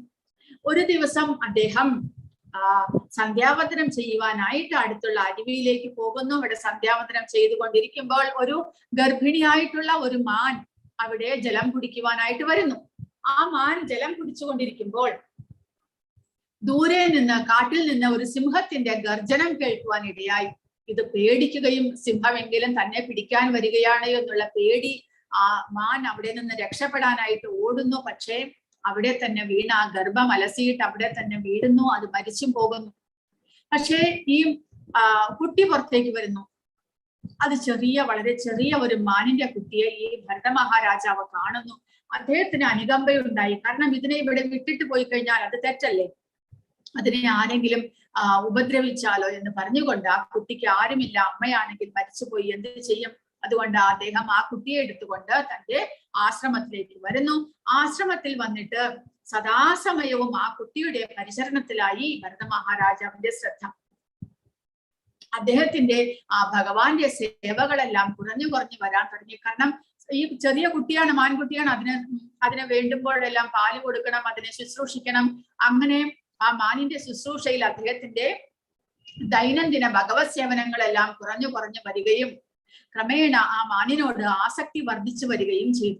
മാൻ വളർന്നു വരുന്തോറും മാനിന് പിന്നീട് തന്റെ സമപ്രായത്തിലുള്ള വേറെ മാനുകളോടൊപ്പമായി അതിന്റെ സഹവാസം, എപ്പോഴും അവരോടൊപ്പം കളിച്ചുകൊണ്ട് അവരോടൊപ്പം കാട്ടിലേക്കെല്ലാം ചുറ്റിക്കറങ്ങാനെല്ലാം പോകാൻ തുടങ്ങി. അങ്ങനെ ആശ്രമത്തിലേക്കുള്ള വരവ് കുറഞ്ഞു വന്നപ്പോൾ ഭരത മഹാരാജാവിന് സങ്കടമായി. ഒരു ദിവസം കാട്ടിലേക്ക് പോയ മാൻ 2 ദിവസമായിട്ടും തിരിച്ചു വന്നില്ല. അദ്ദേഹം 3-ാമത്തെ ദിവസം അദ്ദേഹം ഈ മാനിനെ അന്വേഷിച്ചുകൊണ്ട് പുറപ്പെട്ടു. അങ്ങനെ പോയി കാട്ടിന്റെ ഉള്ളിൽ പോയിട്ട് അദ്ദേഹം ഒരു അഗാധമായ ഗർത്തത്തിലേക്ക് വീണുകൊണ്ട് അദ്ദേഹം മരണപ്പെടാനായിട്ട് പോകും. അദ്ദേഹത്തിന്റെ മരണസമയം അടുത്തു. അദ്ദേഹം അതിനുള്ളിലേക്ക് വീഴുന്നു. ആ സമയത്ത് ഇദ്ദേഹത്തിന്റെ വിളി കേട്ടിട്ട് ആ മാൻ അവിടേക്ക് ഓടി വരുന്നു. അപ്പോൾ ഈ മാനിനെ കണ്ടുകൊണ്ട്, മാനിനെ സ്മരിച്ചുകൊണ്ട്, അദ്ദേഹത്തിന്റെ മനസ്സിൽ മുഴുവൻ മാനിന്റെ സ്മരണയായിരുന്നു. അദ്ദേഹം ജീവൻ വെടിയുന്നു. അതിങ്ങനെ അടുത്ത ജന്മത്തിൽ അദ്ദേഹത്തിന് ഒരു മാനിന്റെ ജന്മം ലഭിക്കുന്നു. കാരണം മരണവേളയിൽ അദ്ദേഹത്തിന്റെ മനസ്സിൽ മുഴുവൻ ആ മാനിനെ കുറിച്ചുള്ള ഓർമ്മകളായിരുന്നു. പക്ഷേ ഭഗവാന്റെ അനുഗ്രഹം മൂലം, താൻ ഇത്രയും നാൾ ചെയ്ത ഭഗവാന്റെ സേവനങ്ങൾ മൂലം ആ ഭഗവാൻ അദ്ദേഹത്തിന് തന്റെ മുൻജന്മത്തിലെ ആ ഒരു മുൻജന്മ ഓർമ്മശക്തി ഇദ്ദേഹത്തിന് കൊടുത്തിരുന്നു. മാനായിട്ട് ജനിച്ചെങ്കിലും അദ്ദേഹത്തിന് തന്റെ മുൻജന്മത്തിലെ കാര്യങ്ങളെ കുറിച്ച് ഓർമ്മയുണ്ടായി. താൻ ഒരു വ്യർത്ഥതയിൽ, താൻ എന്തൊരു ഈ ഭൗതിക പ്രപഞ്ചത്തിന്റെ ഈ മായയിൽ പെട്ടിട്ട് താൻ തന്റെ ഒരു ജീവിതത്തെ വ്യർത്ഥമാക്കി കളഞ്ഞല്ലോ എന്നുള്ള ഒരു ദുഃഖം ആ മാനിനുണ്ടാകുന്നു. അതുകൊണ്ട് ആ മാൻ എന്ത് ചെയ്യുന്നു? അത് ജനിച്ചത് വേറെ എവിടെയോ ആണെങ്കിലും കഴിഞ്ഞ ജന്മത്തിൽ താൻ ഏത് ആശ്രമത്തിൽ വസിച്ചിരുന്നുവോ അവിടേക്ക് വന്നിട്ട് അവിടെയുള്ള ആ ഋഷിമാരുടെ ഒപ്പം ആ മാൻ അവരുടെ ഒപ്പം സഹവസിക്കാൻ തുടങ്ങി. എപ്പോഴും സദാസമയം ഭഗവാനെ കുറിച്ച് കേട്ടുകൊണ്ട് സ്മരിച്ചുകൊണ്ട് അദ്ദേഹം തന്റെ ജീവിതം തള്ളി നീക്കി. അവസാനം അദ്ദേഹത്തിന്റെ ആ മാനിന്റെ ശരീരം ഉപേക്ഷിച്ച് അദ്ദേഹത്തിന് അടുത്ത ജന്മത്തിൽ ഒരു ബ്രാഹ്മണന്റെ മകനായിട്ട് ജനിക്കുവാനായിട്ട് അവസരം ലഭിച്ചു. ഒരു നല്ല ബ്രാഹ്മണന്റെ കുടുംബത്തിൽ അദ്ദേഹം ജനിച്ചു. പക്ഷേ അദ്ദേഹത്തിന് ആ ജന്മത്തിലും പൂർവ്വജന്മ സ്മരണ ഉണ്ടായിരുന്നു. അദ്ദേഹം എന്ത് ചെയ്തു? ചെറുപ്പത്തിലെ തന്നെ ഒരിക്കലും ഇനി മായയിൽ കുടുങ്ങാൻ പാടില്ല എന്നുള്ള വിചാരത്തിൽ അദ്ദേഹം എന്ത് ചെയ്തു? താൻ ചെവിയും കേൾക്കാതെ വർത്തമാനം പറയാനും സാധിക്കാത്ത ഒരാളായിട്ട്, ഒരു ഡെഫും ഡംബുമായിട്ട് അദ്ദേഹം അഭിനയിക്കാൻ തുടങ്ങി. തനിക്ക് മൂകനും ബധിരനുമായിട്ടുള്ള ഒരു ആളെ പോലെ അദ്ദേഹം അഭിനയിക്കാൻ തുടങ്ങി. കാരണം സംസാരിക്കുന്നു, എല്ലാം കേൾക്കുന്നു എന്നുള്ള ഒരവസ്ഥയിൽ ഭൗതികതയോട് ആസക്തി വർദ്ധിച്ചു വരും. ആ ഭൗതികതയോട് വിരക്തി വർദ്ധിക്കണം. തന്റെ വീട്ടുകാരും ബന്ധുക്കാരുമായിട്ടൊന്നും ഒട്ടും ആസക്തി പാടില്ല എന്നുള്ള വിചാരത്തിൽ അദ്ദേഹം ഒരു ബധിരനും മൂകനുമായിട്ട് അഭിനയിക്കുന്നു. അങ്ങനെ ക്രമേണ വീട്ടുകാരെല്ലാം അദ്ദേഹത്തെ തള്ളിപ്പറഞ്ഞിട്ട് അദ്ദേഹം അവസാനം വീട് വിട്ടു പോയി. അദ്ദേഹം അലഞ്ഞു തിരിഞ്ഞു നടക്കാൻ തുടങ്ങി. സദാസമയവും ഭഗവാനെ സ്മരിച്ചുകൊണ്ട് ഒരു അവധൂതനെ പോലെ അദ്ദേഹം അലഞ്ഞു തിരിഞ്ഞു നടക്കാൻ തുടങ്ങി. ആ വഴിയിൽ വെച്ച് അദ്ദേഹത്തിന് ഈ കാര്യങ്ങളെല്ലാം ഭാഗവത്തിൽ വരുന്നതിന്റെ കാരണം, ആ സമയത്തെ രാജാവായിരുന്നു രഘുഗണൻ എന്നുള്ള പേരിലുള്ള ഒരു രാജാവ്. ആ രഘുഗണ രാജാവ് ഒരു ദിവസം വഴിയിലൂടെ പോകുമ്പോൾ അദ്ദേഹത്തിന്റെ പല്ലക്ക് ചുമക്കാനായിട്ട് ഒരാൾ കുറഞ്ഞുപോയി. ഒരാൾക്ക് പെട്ടെന്ന് അസുഖം വന്ന് അദ്ദേഹം വീണു പോയി. അപ്പോൾ പല്ലക്ക് ചുമക്കാൻ ഒരാൾ വേണം. അപ്പോൾ ആ രഘുഗണന്റെ സേവകർ നോക്കുമ്പോൾ ഇദ്ദേഹത്തെ ജഡഭരതൻ എന്നാണ് വിളിച്ചുകൊണ്ടിരുന്നത്. ഈ ജഡഭരതൻ ഇതിലേ പോകുന്നത് കണ്ടപ്പോൾ അദ്ദേഹം വളരെ ആരോഗ്യവാനായിരുന്നു. അദ്ദേഹത്തിന്റെ ശരീരം കണ്ടിട്ട് ഈ പല്ലക്ക് ചുമക്കാനായിട്ട് അദ്ദേഹത്തെ വിളിച്ചു. അപ്പോൾ ഇദ്ദേഹം ഒരു യോഗിയെ പോലെ, ആരോടും അറ്റാച്ച്മെന്റും ഇല്ല, ആസക്തിയും ഇല്ല, ആരോടും വെറുപ്പുമില്ല, അങ്ങനെ നടക്കുകയാണ്. അപ്പോൾ പക്ഷെ ഇദ്ദേഹത്തിന് ആ ഒരു ആത്മജ്ഞാനം ലഭിച്ചിരുന്നത് കൊണ്ട് അദ്ദേഹം ഒരു ജീവജാലങ്ങളെയും ഉപദ്രവിക്കാതെ വളരെ ശ്രദ്ധയോടുകൂടിയാണ് അദ്ദേഹം നടന്നുകൊണ്ടിരുന്നത്. അപ്പോൾ ഈ പല്ലക്ക് ചുമക്കുമ്പോൾ അദ്ദേഹം നിലത്ത് നോക്കിയിട്ട് ഉറുമ്പുകൾ ഉണ്ടോ എന്നെല്ലാം നോക്കി ചാടിയാണ് അദ്ദേഹം പോകുന്നത്. അത് ആ പല്ലക്കിലുള്ള രാജാവിന് വളരെ അസ്വസ്ഥത ഉണ്ടാക്കി. രാജാവ് ഇദ്ദേഹത്തോട് സംസാരിച്ചപ്പോഴാണ് രാജാവിന് മനസ്സിലായത് ഇദ്ദേഹം ഒരു യോഗിയാണ്, അദ്ദേഹം ഒരു സാധാരണ മനുഷ്യനല്ല, അദ്ദേഹം ആത്മജ്ഞാനം ലഭിച്ച ഒരാളാണ് എന്ന്. അങ്ങനെ തന്റെ വിവരങ്ങളെ കുറിച്ച് ഭരത മഹാരാജാവ് ഇദ്ദേഹത്തോട് പറയുകയും പിന്നീട് അദ്ദേഹത്തിന് ആത്മജ്ഞാനം ഉപദേശിച്ചു കൊടുക്കുകയും ചെയ്യുന്നു. അങ്ങനെയാണ് ഭാഗവതത്തിൽ ഈ ഭരത മഹാരാജാവിന്റെ ജീവിതത്തെ കുറിച്ചുള്ള കഥ വരുന്നത്. അപ്പോൾ മരണവേളയിൽ നമ്മുടെ സ്മരണ, നമ്മുടെ മനസ്സ് എന്തിലായിരിക്കുമോ അതനുസരിച്ച് നമ്മുടെ അടുത്ത ജന്മം ഉണ്ടാകുന്നു എന്നിവിടെ ഭഗവാൻ പറയുന്നു. അതിനാൽ തസ്മാ സർവേഷു കാലേഷു മാമനുസ്മരയുധ്യച മയി അർപ്പിത മനോബുദ്ധിർ മാമേ വൈശസ്യ സംശയ. അതിനാൽ അർജുന, ശ്രീകൃഷ്ണ രൂപത്തിൽ എന്നെ നീ എല്ലായ്പ്പോഴും ഓർമ്മിക്കുക, അതോടൊപ്പം നിന്റെ നിയത കർമ്മമായ യുദ്ധം നിർവഹിക്കുകയും ചെയ്യുക. സ്വകർമ്മങ്ങളെല്ലാം എനിക്കായി അർപ്പിച്ചും മനോബുദ്ധികൾ എന്നിൽ ഉറപ്പിച്ചും ഇരുന്നാൽ നീ എന്നെ പ്രാപിക്കും, സംശയമില്ല. അപ്പോൾ ഇത് അർജുനനോട് മാത്രമല്ല നമ്മൾ എല്ലാവരോടുമുള്ള ഉപദേശമാണ് ഭഗവാൻ പറയുന്നത്. ഭഗവാന്റെ രൂപത്തിൽ നമ്മൾ ആരാധിക്കണം, എപ്പോഴും സ്മരിക്കണം, അതോടൊപ്പം നമ്മുടെ കർമ്മങ്ങൾ അനുഷ്ഠിക്കുകയും ചെയ്യണം. ഭഗവാൻ ഒരിക്കലും നമ്മളോട് നമ്മുടെ കർമ്മം ഉപേക്ഷിച്ചുകൊണ്ട് ഭഗവാനെ സേവിക്കണം എന്ന് പറഞ്ഞിട്ടില്ല. നമ്മുടെ കർമ്മം നമ്മൾ അനുഷ്ഠിക്കണം, എങ്കിൽ മാത്രമേ നമ്മൾ പരിശുദ്ധരാകുകയുള്ളൂ. കർമ്മം ഉപേക്ഷിക്കുന്നത് പാപമാണ്. നമ്മുടെ കർമ്മം അനുഷ്ഠിച്ചുകൊണ്ട് അതിനോടൊപ്പം ഭഗവാന്റെ സേവകൾ ചെയ്യുക, ഭഗവാനെ സ്മരിക്കാൻ പരിശീലിക്കുക, ഭഗവാന്റെ നാമസങ്കീർത്തനങ്ങൾ ചെയ്യുക. അങ്ങനെ നമ്മൾ മനോബുദ്ധികൾ നമ്മൾ ഭഗവാനിൽ ഉറപ്പിക്കണം. അങ്ങനെ നമുക്ക് ഭഗവാനെ പ്രാപിക്കുവാൻ സാധിക്കും എന്ന്. അത് എങ്ങനെ സാധിക്കും എന്ന് അടുത്ത ശ്ലോകത്തിൽ ഭഗവാൻ പറയുന്നുണ്ട്. അർജുനനോടുള്ള ഈ ഉപദേശം ഭൗതിക കർമ്മങ്ങളിൽ ഏർപ്പെട്ടിരിക്കുന്ന എല്ലാവരെ സംബന്ധിച്ചും പ്രസക്തമാണ്. തങ്ങളുടെ നിർദ്ദിഷ്ട കർമ്മം നിറവേറ്റുന്നതിൽ നിന്ന് പിന്തിരിയാൻ ആരെയും ഭഗവാൻ പ്രേരിപ്പിക്കുന്നില്ല. ഒരാൾക്ക് ഈ പ്രവർത്തികൾ തുടരുന്നതോടൊപ്പം ഹരേ കൃഷ്ണ മന്ത്രം ഉച്ചരിച്ചുകൊണ്ട് ഭഗവത് സ്മരണ പുലർത്തുകയുമാകാം. ഇത് ജീവനെ ഭൗതിക കൽമഷങ്ങൾ ബാധിക്കാതിരിക്കാനും മനോബുദ്ധികളെ ഭഗവാനിൽ ഏകാഗ്രീകരിക്കാനും ഉതകും. കൃഷ്ണനാമോച്ചാരണം ഭക്തനെ പരമോത്കൃഷ്ടമായ കൃഷ്ണലോകത്തിൽ എത്തിക്കുന്നു എന്നതിന് സംശയമില്ല. അപ്പോൾ ഈ ഭഗവാനെ കുറിച്ചുള്ള സ്മരണ നമുക്ക് എങ്ങനെ ഉണ്ടാകണം, അതിനുള്ള പരിശീലനം എങ്ങനെ ചെയ്യണം ഭഗവാൻ പറയുന്നു. അഭ്യാസയോഗയുക്തേന ചേതസാ അനാന്യഗാമിന പരമം പുരുഷം ദിവ്യം യാതി പാർത്ഥാനുചിന്തയൻ. എന്നെ പരമദിവ്യോത്തമ പുരുഷനായി ആരാണോ ധ്യാനിക്കുന്നത്, ആരാണോ മാർഗത്തിൽ നിന്ന് വ്യതിചലിക്കാതെ തുടർച്ചയായി എന്നെ മനസ്സിൽ സ്മരിക്കുന്നത്, അല്ലയോ പാർത്ഥ, അയാൾ നിശ്ചയമായും എന്നെ പ്രാപിക്കും. അപ്പോൾ നമ്മൾ അങ്ങനെ പരിശീലിക്കേണ്ടതാണ്. അതായത് ഭഗവാനായിക്കൊണ്ട് കൃഷ്ണനെ ഭഗവാനായിക്കൊണ്ട് നമ്മൾ നമ്മുടെ മനസ്സിൽ ധ്യാനിക്കണം. അദ്ദേഹത്തെ പ്രാപിക്കുന്നതായിരിക്കണം നമ്മുടെ ലക്ഷ്യം. അതിനു വേണ്ടിയിട്ട് നമ്മൾ പരിശ്രമിക്കണം. അങ്ങനെ വ്യതിചലിക്കാതെ ദൃഢനിശ്ചയത്തോടുകൂടി നമ്മൾ സദാസമയവും ഭഗവാന്റെ സേവനങ്ങൾ ചെയ്തുകൊണ്ടിരിക്കുക. അങ്ങനെ ഭഗവാന്റെ പരമപദം പോകുവാൻ സാധിക്കുന്നു. എങ്ങനെയുള്ള ഭഗവാന്റെ ഗുണങ്ങളെ കുറിച്ച് ഭഗവാൻ പറയുന്നു. നമ്മൾ ഭഗവാനെ ധ്യാനിക്കണമെന്നുണ്ടെങ്കിൽ ഭഗവാനെ കുറിച്ച് നമ്മൾ അറിഞ്ഞിരിക്കണം. ഭഗവാന്റെ രൂപം, ഭഗവാന്റെ ഗുണങ്ങൾ മുതലായവയെ കുറിച്ച് നമ്മൾ അറിഞ്ഞിരിക്കണം. അത് ഭഗവാൻ ഈ ശ്ലോകത്തിൽ പറയുന്നു. കവിം പുരാണം മനുശാസിതാരം അണോരണീയാം സമനുസ്മരേദ്യഃ സർവസ്യ ധാധാരമചിന്യ രൂപം ആദിത്യവർണം തമസഃ പരസ്താദ്. സർവജ്ഞനും ആദിപുരുഷനും സർവനിയന്താവും അണുവിനേക്കാൾ ചെറുതും സകലതിന്റെയും പരിപാലകനും ഭൗതിക അനുമാനങ്ങൾക്ക് അതീതനും അചിന്യ രൂപനും ഭൗതിക പ്രകൃതിക്ക് അതീതനും ആദിത്യ തേജസ്വിയുമായ വ്യക്തി എന്ന നിലയിലാണ് ഭഗവാനെ ധ്യാനിക്കേണ്ടത്.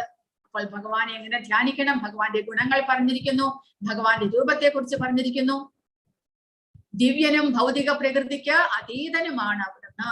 ഭഗവാൻ അതീന്ദ്രിയനാണ്, ദിവ്യനാണ്, ദൈവികമായ ഗുണങ്ങളുള്ളവനാണ്, ദൈവികമായിട്ടുള്ള ശരീരമുള്ളവനാണ്, സർവജ്ഞനാണ്. കവി എന്ന് പറഞ്ഞാൽ സർവജ്ഞൻ, എല്ലാത്തിനെയും കുറിച്ച് ഭൂതം ഭാവി വർത്തമാനം എല്ലാ ജ്ഞാനവും എല്ലാം ഉൾക്കൊള്ളുന്നതാണ് ഭഗവാൻ. ആദി പുരുഷനാണ്, എല്ലാത്തിന്റെയും നിയന്താവാണ്. അണുവിനേക്കാൾ ചെറുതും ഭഗവാനെ ഏത് രൂപം വേണമെങ്കിലും എടുക്കുവാനായിട്ട് സാധിക്കും. സകലതിന്റെയും പരിപാലകൻ അദ്ദേഹമാണ്. കൂടാതെ നമ്മുടെ അനുമാനങ്ങൾ, ഭൗതികമായ ഇന്ദ്രിയങ്ങൾ കൊണ്ട് ഭഗവാനെ നമുക്ക് അനുമാനിക്കാൻ, ഭഗവാനെ ചിന്തിക്കാൻ നമുക്ക് സാധ്യമല്ല, അചിന്ത്യനാണ് എന്ന് പറയുന്നു. അങ്ങനെയുള്ള ആ ഭഗവാൻ ആദിത്യ ചേതസ്സിയായിട്ടുള്ള ഭക്തി, ഭഗവാന്റെ രൂപത്തെയാണ് ഭഗവാൻ ഇവിടെ പറഞ്ഞിരിക്കുന്നത്. ഭഗവാൻ നിർഗുണ ബ്രഹ്മനല്ല, അദ്ദേഹം അവ്യക്തിഗത രൂപനല്ല, അദ്ദേഹത്തിന് രൂപമുണ്ട്, അദ്ദേഹത്തിന് ഗുണങ്ങളുണ്ട്, അദ്ദേഹത്തിന് സ്വന്തം ധാമവുമുണ്ട്. അതാണ് ഭഗവാൻ ഇവിടെ പറഞ്ഞിരിക്കുന്നത്. ഇനി അടുത്ത 2-3 ശ്ലോകത്തിലൂടെ ഇവിടെ കൊടുത്തിരിക്കുന്നത് ബ്രഹ്മാവ് മുതലായവർ, ബ്രഹ്മാവും ശിവനുമെല്ലാം ഭഗവാനെ ഇങ്ങനെയുള്ള ആ വിഷ്ണുവിന്റെ രൂപത്തിൽ ഭഗവാനെ ധ്യാനിക്കുന്നതിനെ കുറിച്ചാണ്. അവർക്ക് എന്തെങ്കിലും കഷ്ടങ്ങൾ വരുമ്പോൾ, ബ്രഹ്മാവ് എന്തെങ്കിലും പ്രത്യേകമായിട്ടുള്ള കാര്യങ്ങൾ ഭഗവാനോട് പറയുവാൻ, അല്ലെങ്കിൽ ഏതെങ്കിലും ദേവന്മാർക്ക് എന്തെങ്കിലും കഷ്ടങ്ങൾ വരുമ്പോൾ ബ്രഹ്മാവ് ആ ഒരു ക്ഷീരസാഗരത്തിന്റെ കരയിൽ പോയിരുന്ന് ഭഗവാനെ ധ്യാനിക്കുന്നു. അങ്ങനെ ഭഗവാനിൽ നിന്നുള്ള ഉപദേശങ്ങൾ ബ്രഹ്മാവിന് ലഭ്യമാകുന്നു. കൂടാതെ പരമശിവൻ എല്ലാവർക്കും ഈ ഭഗവാനെ കുറിച്ചുള്ള കഥകൾ പറഞ്ഞുകൊടുത്ത് അവരെ ഉദ്ബുദ്ധരാക്കുന്നു. ഇനി അടുത്ത ശ്ലോകത്തിൽ 3 ശ്ലോകങ്ങൾ 4 ശ്ലോകങ്ങൾ ഹഠയോഗത്തെ കുറിച്ച്, ഷഡ്ചക്ര യോഗത്തെ കുറിച്ചാണ് പറയുന്നത്. അങ്ങനെ യോഗം പരിശീലിക്കുന്നവർ എങ്ങനെ ആ മരണവേളയിൽ തങ്ങളുടെ യോഗം പരിശീലിക്കുന്നവർക്ക് മരണവേളയിൽ തങ്ങളുടെ തന്നെ ആ യോഗാഭ്യാസത്തിന്റെ ശക്തി മൂലം തങ്ങളുടെ ജീവനെ ഭഗവാന്റെ ധാമത്തിലേക്ക് എത്തിക്കുവാൻ സാധിക്കും. അതെങ്ങനെയാണ് എന്നിവിടെ പറയുന്നു. പ്രയാണകാലേ മനസാചലേന ഭക്തിയാ യുക്തോ യോഗബലേന ചൈവ ധ്രുവോർ മധ്യേ പ്രാണമാവേശ്യ സമ്യക് സതം പരം പുരുഷമുപൈതി ദിവ്യം.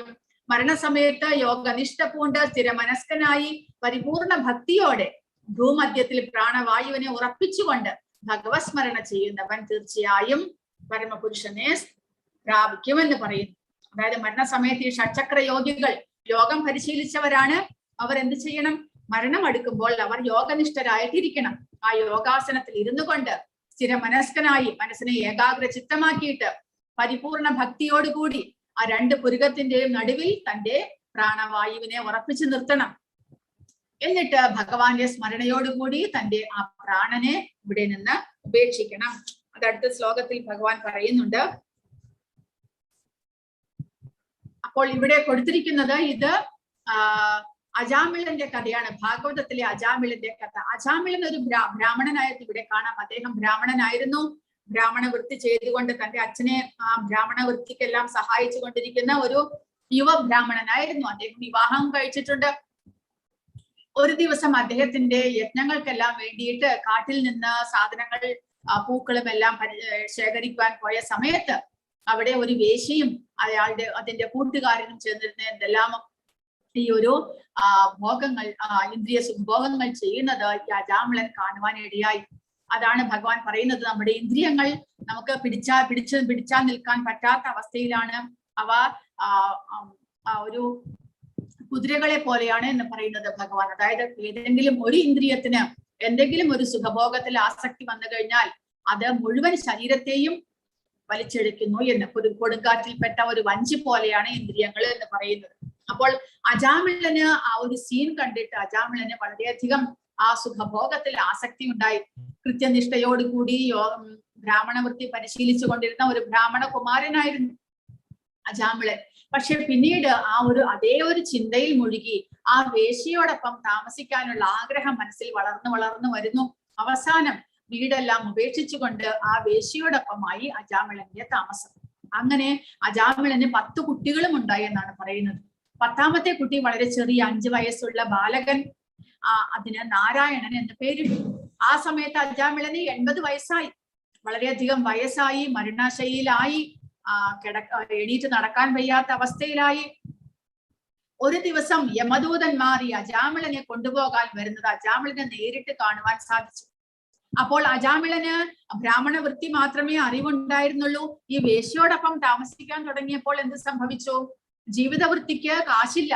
അതിനു വേണ്ടിയിട്ട് പലതരത്തിലുള്ള പാപകർമ്മങ്ങളും അജാമിളൻ ചെയ്യാൻ തുടങ്ങി. ഒരു ബ്രാഹ്മണനായിട്ട് ജനിച്ചു, ബ്രാഹ്മണ വൃത്തി ചെയ്തെങ്കിലും ഇതേപോലെയുള്ള പാപകർമ്മങ്ങളെല്ലാം ചെയ്ത് അനേകം പാപകർമ്മ ഫലങ്ങൾ തന്റെ സ്വായത്തമാക്കി അജാമിളൻ.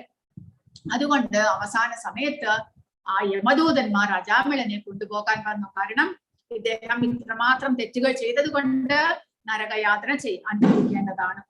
പക്ഷെ അജാമിളനായ യമദൂതന്മാരെ നേരിട്ട് കാണുവാൻ സാധിച്ചു. അത് കണ്ട് പേടിച്ചിട്ട് തന്റെ മകനെ വിളിച്ചതാണ് നാരായണ എന്ന്. കാരണം മകൻ അവിടെ ദൂരെ കളിച്ചുകൊണ്ടിരിക്കുന്നുണ്ടായിരുന്നു. എങ്കിലും ആ ഭഗവാന്റെ നാമമായതുകൊണ്ട് നാരായണ നാരായണ നാരായണ എന്ന് ഉറക്കെ ശക്തിപൂർവം ഭഗവാനെ സ്മരിച്ചില്ലെങ്കിൽ കൂടെ അദ്ദേഹത്തിന്റെ നാവിൽ ആ നാരായണ നാമം വന്നുപോയി. അപ്പോൾ ഭഗവാന്റെ നാമത്തിനും രൂപത്തിനും ഗുണത്തിനും ഒന്നും വ്യത്യാസമില്ല. എല്ലാത്തിനും ആ ഭഗവാന്റെ നമ്മളെ ശുദ്ധീകരിക്കാനുള്ള ശക്തിയുണ്ട് എന്ന് പറഞ്ഞതുപോലെ ആ മരണവേളയിൽ ഭഗവാന്റെ നാമം ഉച്ചരിച്ചത് കൊണ്ട് ആ നാമ ശബ്ദം കേട്ടിട്ട് ഭഗവാന്റെ വിഷ്ണു ദൂതന്മാർ അവിടെ പ്രത്യക്ഷമാകുന്നു. അവർ നോക്കുമ്പോൾ യമദൂതന്മാർ അജാമിളനെ കൊണ്ടുപോകാൻ വന്നിരിക്കുന്നു.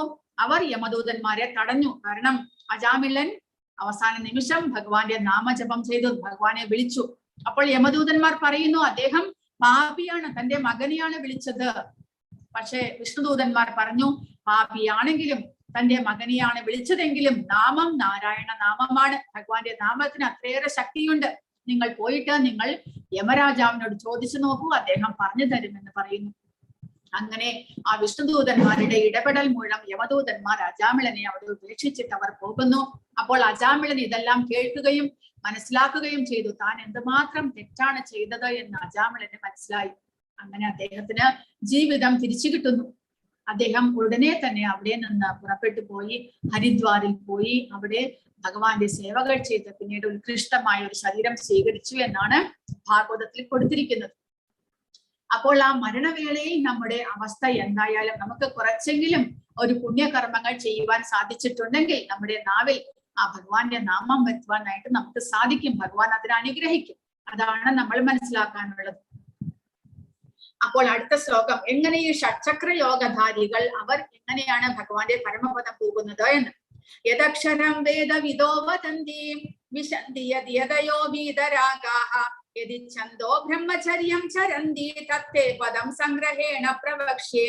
വേദപഠനം ചെയ്തവരും ഓംകാരം ഉരുവിടുന്നവരും സന്യാസി വര്യന്മാരും ഏത് ബ്രഹ്മപദം പോകുന്നുവോ, ഏത് പരിപൂർണതയെ ആഗ്രഹിച്ച ബ്രഹ്മചര്യം സ്വീകരിക്കുന്നുവോ, മോക്ഷപ്രാപ്തിക്ക് കാരണമായ ഈ പ്രക്രിയയെ ഞാൻ ഇനി വിവരിച്ചു തരാം.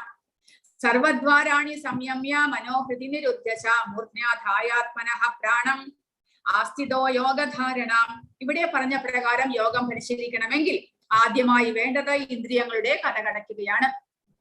അപ്പോൾ ഏത് യോഗം പരിശീലിക്കണമെങ്കിലും നമ്മൾക്ക് ഇന്ദ്രിയങ്ങളെ നിയന്ത്രിക്കണം. ഭൗതികമായ ഒന്നിലും ആസക്തി പാടില്ല. ഭഗവാനിൽ ആസക്തി വളർത്തണം. ഇപ്രകാരം ഇന്ദ്രിയങ്ങളെ സംയമിച്ച് മനസ്സിനെ ഹൃദയത്തിൽ ഏകാഗ്രമാക്കുകയും പ്രാണവായുവിനെ മൂർധാവിൽ സ്ഥിരീകരിക്കുകയും ചെയ്താൽ യോഗസ്ഥനാകാം. പിന്നീട് ഓം ഇത്യേകാക്ഷരം ബ്രഹ്മ വ്യാഹരൻ മാമനുസ്മരൻ യഹ പ്രയാതി തേജൻ ദേഹം സയാതി പരമാം ഗതിം. അപ്പോൾ ഇന്ദ്രിയങ്ങളെയും മനസ്സിനെയും നിയന്ത്രിച്ച് മനസ്സ് ഏകാഗ്രമാക്കി അവിടെ ഭഗവാനെ പ്രതിഷ്ഠിച്ചുകൊണ്ട് ആ യോഗി എന്ത് ചെയ്യണം? ഓം എന്ന ഉത്തമമായ വിശുദ്ധ അക്ഷരം സംയോഗം ഉച്ചരിച്ചുകൊണ്ടും പരമദിവ്യോത്തം പുരുഷനെ സ്മരിച്ചുകൊണ്ടും ശരീരം ത്യജിക്കുന്നവൻ ആധ്യാത്മിക ലോകങ്ങളിൽ എത്തും, സംശയമില്ല. അപ്പോൾ ഓം എന്നുള്ള നമ്മൾ ഭക്തിയോഗികളോട്, ഭക്തി പരിശീലിക്കുന്നവരോട് ഹരേ കൃഷ്ണ മഹാമന്ത്രം ഉച്ചരിക്കാൻ പറയുന്നു. കാരണം നമ്മൾ ഭഗവാന്റെ രൂപത്തെയാണ് ധ്യാനിക്കുന്നത്. ഭഗവാന്റെ രൂപത്തെയും നാമത്തെയും നമ്മൾ ധ്യാനിക്കുന്നു. ആ നാമത്തെ നമ്മൾ ജപിക്കുന്നു. പക്ഷെ യോഗം പരിശീലിക്കുന്നവർ എല്ലാവരും ഭഗവാന്റെ രൂപത്തെ ധ്യാനിക്കണമെന്നില്ല. അങ്ങനെയുള്ളവർക്ക് പറഞ്ഞിരിക്കുന്നതാണ് ഓം എന്നുള്ള ആ ഒരു ആധ്യാത്മികമായിട്ടുള്ള മന്ത്രം. ഓമും എന്നും ഭഗവാനും തമ്മിൽ വ്യത്യാസമില്ല എന്ന് പറയുന്നു. ഭഗവാൻ തന്നെ പറഞ്ഞിട്ടുണ്ട്, പ്രണവ സർവവേദേഷു. വേദങ്ങളിലെ മന്ത്രങ്ങളിൽ വെച്ച് പ്രണവം ഞാനാണ് എന്ന് ഭഗവാൻ പറഞ്ഞിട്ടുണ്ട്. അപ്പോൾ ഭഗവാന്റെ നാമവും അല്ലെങ്കിൽ ഭഗവാന്റെ രൂപവും ഓം എന്നുള്ള മന്ത്രവും തമ്മിൽ വ്യത്യാസമില്ല. അപ്പോൾ ഈ ഷഡ്ചക്ര യോഗികൾ ഓം എന്നുള്ള മന്ത്രം ഉച്ചരിക്കണം, ഭഗവാനെ മനസ്സിൽ ധ്യാനിക്കണം, തന്റെ പ്രാണവായുവിനെ രണ്ട് പുരുകങ്ങൾക്കും നടുവിൽ പ്രതിഷ്ഠിക്കണം. അങ്ങനെ ആ ഭഗവാനെ ധ്യാനിച്ചുകൊണ്ട് പ്രാണൻ വിടുകയാണെങ്കിൽ അദ്ദേഹത്തിന് ആ പരമപദം പോകുവാൻ സാധിക്കും എന്ന് പറയുന്നു. പക്ഷേ ഭക്തന്മാർക്ക് ഇതൊന്നും ആവശ്യമില്ല. ഭക്തന്മാർക്ക് ഭഗവാനെ വളരെ എളുപ്പത്തിൽ പ്രാപിക്കാൻ സാധിക്കുമെന്ന്. അനന്യചേതാഹ സതതം യോമാം സ്മരതി നിത്യശഃ തസ്യാഹം സുലഭഃ പാർത്ഥ നിത്യയുക്തസ്യ യോഗിനഃ. നിരന്തരമായ ഭക്തിയുടെ സേവനം മൂലം സ്ഥിരചിത്തതയോടെ എന്നെ എപ്പോഴും സ്മരിക്കുന്ന യോഗനിഷ്ഠന് ഞാൻ സുപ്രാപ്യനാണ്. അപ്പോൾ ഭക്തിയോഗികൾ സദാസമയവും ഓരോന്നും വിട്ട് ഓരോന്നും ഭഗവാന്റെ സേവകൾ ചെയ്തുകൊണ്ടേ ഇരിക്കുമ്പോൾ നമുക്ക് ആ ഭഗവാന്റെ സ്മരണ നിരന്തരം ഉണ്ടാകുന്നു. അതുവഴി നമുക്ക് വളരെ എളുപ്പത്തിൽ ഭഗവാനെ പ്രാപിക്കാൻ സാധിക്കും. ഭഗവാന്റെ നാമജപങ്ങൾ ചെയ്യുക, ഭഗവാനെ കുറിച്ച് കേട്ടുകൊണ്ടിരിക്കുക, ഭഗവാനെ കുറിച്ച് വായിച്ച് മനസ്സിലാക്കുക, ഭഗവാന് നിവേദിച്ച പ്രസാദം സ്വീകരിക്കുക. അങ്ങനെ ഒന്നിനു പുറകെ ഒന്നായിട്ട് ഭഗവാന്റെ സേവകൾ നമ്മൾ ചെയ്തുകൊണ്ടിരിക്കുമ്പോൾ നമുക്ക് ആ ഭഗവാനുമായിട്ടുള്ള ബന്ധം നിരന്തരം ഉണ്ടാകുന്നു. അങ്ങനെ ഭഗവാന്റെ സ്മരണയിൽ തന്നെ ഇരിക്കുവാൻ സാധിക്കുന്നു. അത് നമ്മളെ വളരെ എളുപ്പത്തിൽ ഭഗവാനുമായിട്ട് നമ്മളെ ബന്ധിപ്പിക്കുന്നു. മാമുപേത്യ പുനർജന്മ ദുഃഖാലയമ ശാശ്വതം നാപ്നുവന്തി മഹാത്മാനഃ സംസിദ്ധിം പരമാം ഗതാഃ. അങ്ങനെ ഭഗവാനെ പ്രാപിച്ചു കഴിഞ്ഞാൽ നമുക്ക് എന്താണ് സംഭവിക്കുന്നത്? അങ്ങനെയുള്ള മഹാത്മാക്കൾക്ക് എന്ത് സംഭവിക്കുന്നു? ഭക്തിയോഗം കൊണ്ട് എന്നെ പ്രാപിച്ച മഹാത്മാക്കൾ പരിപൂർണത നേടിയവരാകയാൽ പിന്നീട് ദുഃഖപൂർണവും അസ്ഥിരവുമായ ഈ ലോകത്തിലേക്ക് തിരിച്ചു വരുന്നില്ല. അവർ ഭഗവാന്റെ പരമപദം ഭൂകിക്കഴിഞ്ഞാൽ പിന്നീട് അവർക്ക് തിരിച്ചു വരേണ്ടതായിട്ടില്ല. എന്തുകൊണ്ട് തിരിച്ചു വരേണ്ട? ഈ ഭൗതിക ലോകം ദുഃഖപൂർണവും ശാശ്വതവും അല്ല, അസ്ഥിരവുമാണ്. ദുഃഖാലയം അശാശ്വതം എന്ന് ഭഗവാൻ തന്നെ പറഞ്ഞിരിക്കുന്നു. ഈ ഭൗതിക ലോകത്തിൽ ദുഃഖം മാത്രമേ ഉള്ളൂ. ഇവിടെ സുഖത്തിന്റെ കാര്യം ഭഗവാൻ പറഞ്ഞിട്ടേ ഇല്ല. കാരണം സുഖം എന്നുള്ളത് നമുക്ക് ഒരു വ്യാമോഹത്താൽ നമുക്ക് തോന്നുന്നതാണ് സുഖം എന്നുള്ളത്. കാരണം ഇത് ദുഃഖാലയമാണ് എന്ന് ഭഗവാൻ തന്നെ പറഞ്ഞിരിക്കുന്നു. നമ്മൾ വിചാരിക്കാതെ, നമ്മൾ ആഗ്രഹിക്കാതെ തന്നെ നമുക്ക് ദുഃഖങ്ങളും ക്ലേശങ്ങളും ദുരിതങ്ങളും എല്ലാം വന്നു ചേരുന്നു. ജരാവ്യാധി മുതലായവയെല്ലാം തന്നെ ദുഃഖങ്ങളാണ്. ജന്മമൃത്യു, ജരാവ്യാധി, ദുഃഖ ദോഷാനുദർശനം, ഇതെല്ലാം തന്നെ ദുഃഖങ്ങളാണ്. ഇതിനെക്കുറിച്ചുള്ള സത്യം മനസ്സിലാക്കിയിട്ട് നമ്മൾ ആ ഭഗവാന്റെ സേവകൾ ചെയ്ത് എളുപ്പത്തിൽ ഭഗവാന്റെ ധാമം പോകുവാനായിട്ട് നമ്മൾ ശ്രമിക്കണം എന്ന് പറയുന്നു. അങ്ങനെയുള്ള ദുഃഖപൂർണമായിട്ടുള്ള ലോകത്തിലേക്ക് ഒരു തവണ ഭഗവാന്റെ ധാമത്തിലേക്ക് പോയാൽ പിന്നീട് തിരിച്ചു വരേണ്ടതില്ല. കാരണം ഭഗവാൻ പറയുന്നു, ആ ബ്രഹ്മഭുവന ലോകാഹ പുനരാവർത്തിനോർജുന മാമുപേത്യാതു കൗന്ദേയ പുനർജന്മാന വിദ്യതേ. ഈ ഭൗതിക പ്രപഞ്ചത്തിലെ ബ്രഹ്മലോകം മുതൽക്ക് താഴെയുള്ള എല്ലാ ലോകങ്ങളിലും ജന്മമൃത്യു, ജരാവ്യാധി, പുനർജന്മമുണ്ട്. എന്നാൽ ഭഗവാന്റെ ധാമത്തിലേക്ക് നമ്മൾ പോയി കഴിഞ്ഞാൽ പിന്നീട് തിരിച്ചു വരേണ്ടതില്ല. അവിടെ മാത്രമേ പുനർജന്മം ഇല്ലാതെയുള്ളൂ, ക്ലേശങ്ങൾ ഇല്ലാതെയുള്ളൂ. ജന്മമൃത്യു, ജരാവ്യാധി ഇല്ലാത്ത ഒരേ ഒരു ലോകം ആധ്യാത്മിക ലോകമായിട്ടുള്ള ഭഗവാന്റെ ധാമമാണ്. ഇനി ഭഗവാൻ പറയുന്നത് 17 മുതൽ 21 വരെയുള്ള ശ്ലോകങ്ങളിൽ ഭഗവാൻ പറയുന്നത് എങ്ങനെയാണ് സൃഷ്ടി നടക്കുന്നത്. ബ്രഹ്മാവിന്റെ കാര്യം ഇവിടെ പറഞ്ഞു. ആ ബ്രഹ്മഭുവനാൻ ലോകാൻ പുനരാവർത്തിനോ അർജുന. അപ്പോൾ പുനരാവർത്തികൾ, ജനനവും മരണവും നടന്നുകൊണ്ടേയിരിക്കുന്ന സ്ഥലമാണ് ഈ ഭൗതിക ലോകം. അപ്പോൾ എങ്ങനെയാണ് സൃഷ്ടി, സ്ഥിതി, സംഹാരം എല്ലാം നടക്കുന്നത് എന്ന് 3 ശ്ലോകത്തിലൂടെ ഭഗവാൻ പറയുന്നു. സഹസ്രയുഗ പര്യന്ത മഹര്യത് ബ്രഹ്മണോ വിദുഹോ രാത്രിം യുഗ സഹസ്രാന്താം ദേഹോ രാത്രവിദോ ജനാഹ. മനുഷ്യ ഗണിത പ്രകാരം 1000 യുഗങ്ങൾ വേണം ബ്രഹ്മാവിന്റെ ഒരു ദിവസത്തിന്. രാത്രിക്കും അങ്ങനെ തന്നെ. ബ്രഹ്മാവിന്റെ ഒരു പകൽ എന്ന് പറയുന്നത് ഈ 4 യുഗങ്ങൾ, അതായത് കൃത, ത്രേത, ദ്വാപര, കലി, ഈ 4 യുഗങ്ങൾ 1000 തവണ ആവർത്തിച്ചു വരുമ്പോൾ ബ്രഹ്മാവിന്റെ ഒരു പകലായി. അതിനെ ഒരു കൽപ്പം എന്ന് വിളിക്കുന്നു. അതേപോലെ തന്നെ ബ്രഹ്മാവ് പകൽ കഴിഞ്ഞു കഴിഞ്ഞാൽ നമ്മളെ പോലെ തന്നെ ബ്രഹ്മാവ് ഉറങ്ങുന്നു. അതിനും ദീർഘം ഈ 1000 യുഗങ്ങളാണ്. അതായത് ബ്രഹ്മാവിന്റെ പകൽ, ബ്രഹ്മാവ് രാവിലെ ഉണർന്നു കഴിഞ്ഞാൽ പിന്നീട് രാത്രിയാകുന്നത് വരെ ഈ 4 യുഗങ്ങൾ 1000 തവണ ആവർത്തിച്ച് പോയിക്കൊണ്ടിരിക്കും. 4 യുഗങ്ങൾ, അതായത് കൃത, ത്രേത, ദ്വാപര, കലിയുഗം വരുന്നു. കലിയുഗം കഴിഞ്ഞു കഴിഞ്ഞാൽ പിന്നീട് ആദ്യ കൃതയുഗം തുടങ്ങുകയായി, പിന്നീട് ആദ്യ കലിയുഗം വരും. പിന്നീട് അങ്ങനെ 1000 തവണ കഴിയുമ്പോൾ ബ്രഹ്മാവിന്റെ പകൽ അവസാനിച്ചിട്ട് രാത്രി ആരംഭിക്കും. ആ രാത്രിക്കും ഇതേപോലെ 1000 യുഗങ്ങളുണ്ട് എന്നാണ് പറയുന്നത്. അങ്ങനെ ഈ 1000 യുഗങ്ങൾ വെച്ച് രണ്ടും ആവർത്തിച്ച് വന്നു പോയിക്കൊണ്ടേയിരിക്കുന്നു. അതിനെയാണ് കൽപ്പങ്ങൾ എന്ന് പറയും. ബ്രഹ്മാവിന്റെ ഒരു പകലിനെ കൽപ്പം എന്ന് വിളിക്കുന്നു. ഇതാണ് ബ്രഹ്മാവിന്റെ ഒരു ദിവസം. അങ്ങനെ ബ്രഹ്മാവിനും 100 ദിവസമാകണം. നമ്മളെ പോലെ തന്നെ 100 വർഷമാണ് ബ്രഹ്മാവിനും ആയുസ്. അങ്ങനെ അപ്പോൾ 1000 യുഗങ്ങളുള്ള ഒരു പകൽ, 1000 യുഗങ്ങളുള്ള ഒരു രാത്രി, ഇങ്ങനത്തെ 100 വർഷം കഴിയുമ്പോൾ ബ്രഹ്മാവിന്റെ ആയുസ് കഴിയുന്നു. ആ ആയുസ് കഴിയുമ്പോൾ പൂർണ്ണമായിട്ടും ഇവിടെ പ്രളയമാകുന്നു. ഈ പ്രക്രിയ തുടർന്നുകൊണ്ടേയിരിക്കും. 1000 തവണ ആവർത്തിക്കുന്ന ഈ ചതുർയുഗങ്ങളാണ് ബ്രഹ്മാവിന്റെ ഒരു പകൽ. അത്ര തന്നെ യുഗങ്ങൾ അദ്ദേഹത്തിന്റെ രാത്രിയും. അങ്ങനെയുള്ള 100 സംവത്സരമാകുമ്പോൾ ബ്രഹ്മാവിന്റെ ജീവിതകാലമായി. നമ്മുടെ എത്രമാത്രം വരും? അപ്പോൾ നമ്മുടെ കാലഗണന പ്രകാരം എത്ര വർഷമാകുന്നു? 3,11,40,000 കോടി വർഷങ്ങളാണ് ബ്രഹ്മാവിന്റെ ആയുസ്. അത്രയും ആയുഷ്കാലമാണ് ബ്രഹ്മാവിന്റെ ആയുസ്. അപ്പോൾ ഇങ്ങനെ ഓരോ പകലിലും സൃഷ്ടി നടന്നുകൊണ്ടേയിരിക്കും. ബ്രഹ്മാവിന്റെ പകൽ കഴിയുമ്പോൾ സംഹാരമാകുന്നു. അതിനെ എന്ത് വിളിക്കുന്നു? അങ്ങനെയുള്ള സൃഷ്ടിസ്ഥിതി അങ്ങനെയുള്ള സൃഷ്ടിക്കും സംഹാരത്തിനും നൈമിത്തിക എന്ന് പറയുന്നു. ഒക്കേഷണൽ സംഹാരം എന്നാണ് പറയുന്നത്, നൈമിത്തിക എന്ന്. അതായത് ബ്രഹ്മാവിന്റെ പകൽ കഴിയുമ്പോൾ എന്ത് സംഭവിക്കുന്നു? ഇവിടെ പറയുന്നു, അവ്യക്താവ്യക്തയഃ സർവാഹ പ്രഭവന്ത്യഃ രാഗമേ രാത്രിയാഗമേ പ്രളീയന്തേ തത്രൈവ അവ്യക്ത സംജ്ഞകേ.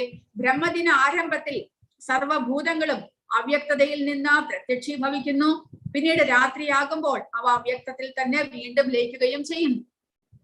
നമ്മൾ ഇന്നലെ കണ്ടു ഭഗവാന്റെ, അതായത് ഗർഭോദകശായി വിഷ്ണുവിന്റെ ശരീരത്തിൽ നിന്നാണ് ജീവാത്മാക്കളെല്ലാം പുറത്തേക്ക് വരുന്നത്. അപ്പോൾ ബ്രഹ്മാവിന്റെ പകൽ ആരംഭിക്കുമ്പോൾ സൃഷ്ടിക്ക് വേണ്ടിയിട്ട് ആ അവ്യക്തതയിൽ നിന്ന് ജീവാത്മാക്കളെല്ലാം പ്രകൃതിയിലേക്ക് വരുന്നു. അങ്ങനെ അവർ ആ ബ്രഹ്മാവിന്റെ പകൽ അവസാനിക്കുന്നത് വരെ ഇതേപോലെ ജനിച്ചും മരിച്ചും അവർ ഇങ്ങനെ കർമ്മങ്ങൾ ചെയ്തുകൊണ്ടേയിരിക്കുന്നു.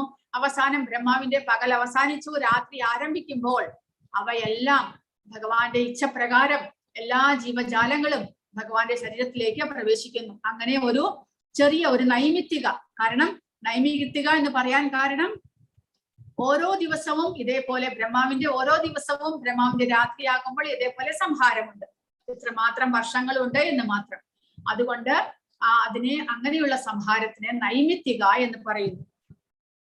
ഭൂതഗ്രാമഃ സയേവായം ഭൂത്വാ ഭൂത്വാ പ്രളീയതേ രാത്രിയാഗമേ അവശഃ പാർത്ഥ പ്രഭവത്യഃ രാഗമേ.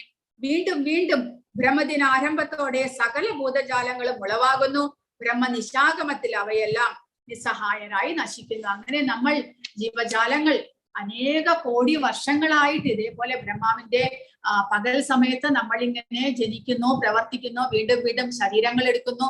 ബ്രഹ്മാവിന്റെ രാത്രിയാകുമ്പോൾ നമ്മൾ വീണ്ടും ഭഗവാന്റെ ശരീരത്തിൽ പ്രവേശിച്ചിട്ട് നിസ്സഹായരായിട്ട് അവിടെ തന്നെ ഇരിക്കുന്നു.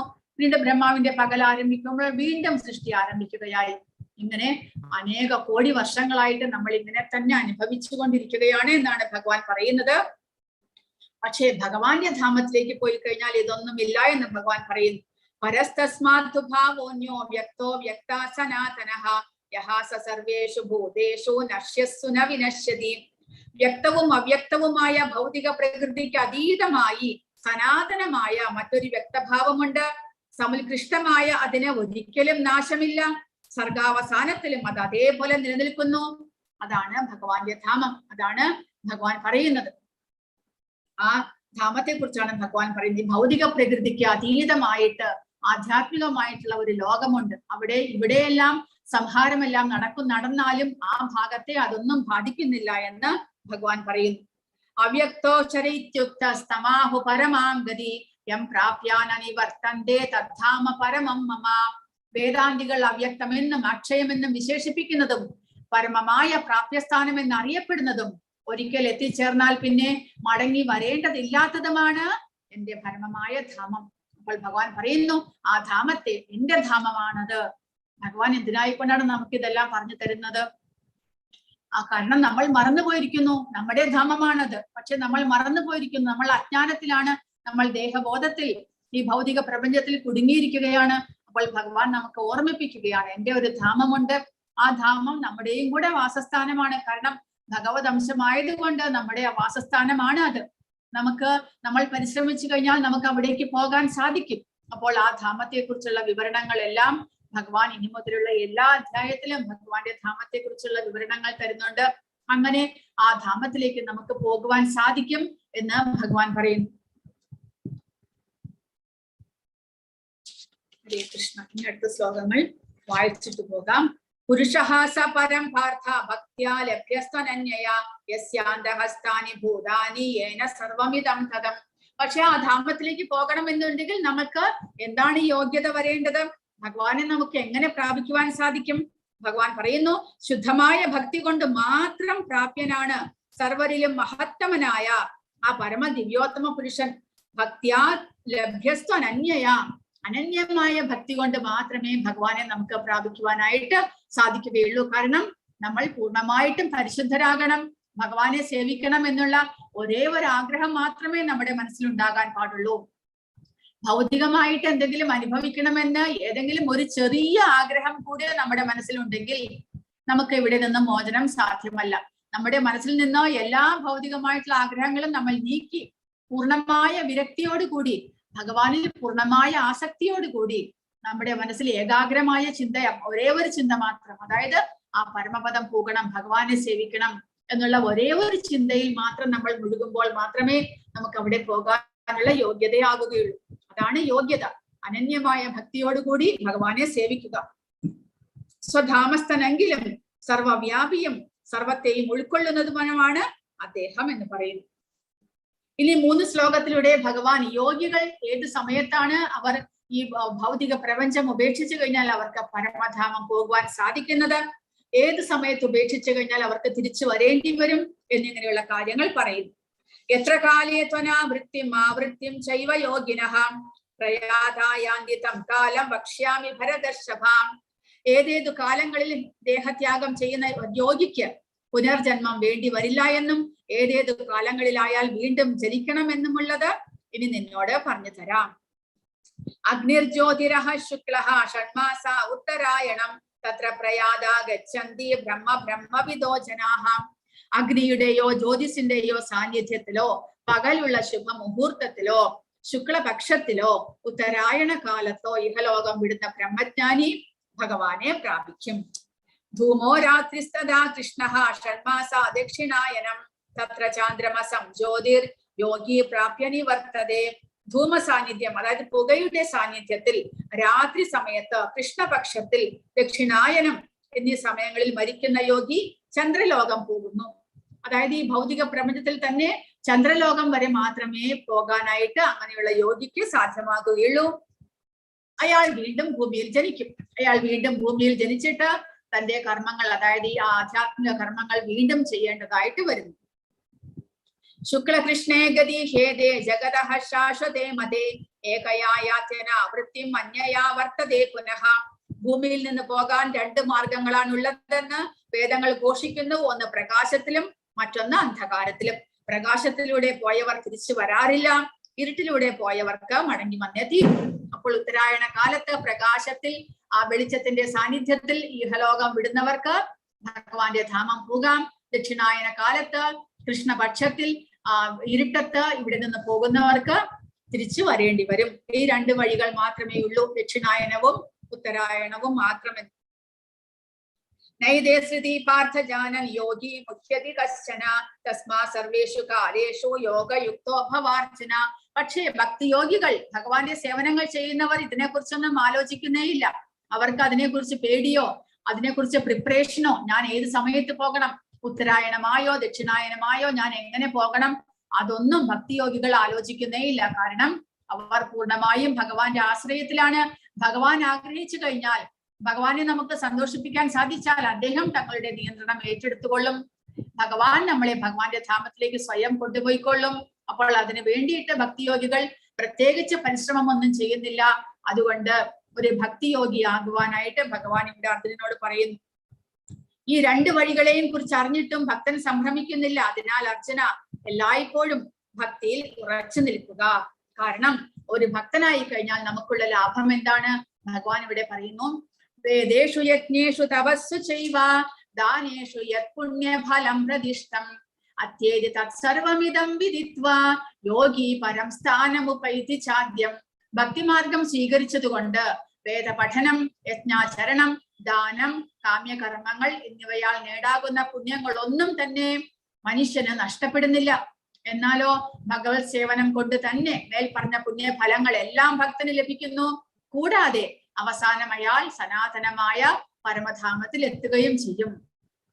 അതുകൊണ്ട് ഭക്തിയോഗികളാണ് ശ്രേഷ്ഠൻ. കാരണം നമ്മൾ മറ്റേതെല്ലാം, ആരെങ്കിലും ദാനം ചെയ്ത് പുണ്യം സമ്പാദിക്കുന്നു, യജ്ഞങ്ങൾ ചെയ്ത് പുണ്യം സമ്പാദിക്കുന്നു, അല്ലെങ്കിൽ വേറെ കാമ്യകർമ്മങ്ങൾ വേദപഠനങ്ങൾ ചെയ്ത് പുണ്യം സമ്പാദിക്കുന്നു, അല്ലെങ്കിൽ പുണ്യകർമ്മങ്ങൾ തന്നെ ചെയ്ത് കാമ്യകർമ്മങ്ങൾ ചെയ്തിട്ട് പുണ്യം സമ്പാദിച്ച് അതെല്ലാം വഴി ഒരാൾക്ക് ഭൗതികമായ സുഖസൗകര്യങ്ങൾ കൂടുതലായിട്ട് ഉണ്ടാക്കാം എന്നല്ലാതെ ഭഗവാന്റെ പരമപദം പോകണമെങ്കിൽ നമ്മൾ ഭക്തിയോഗികളാകണം.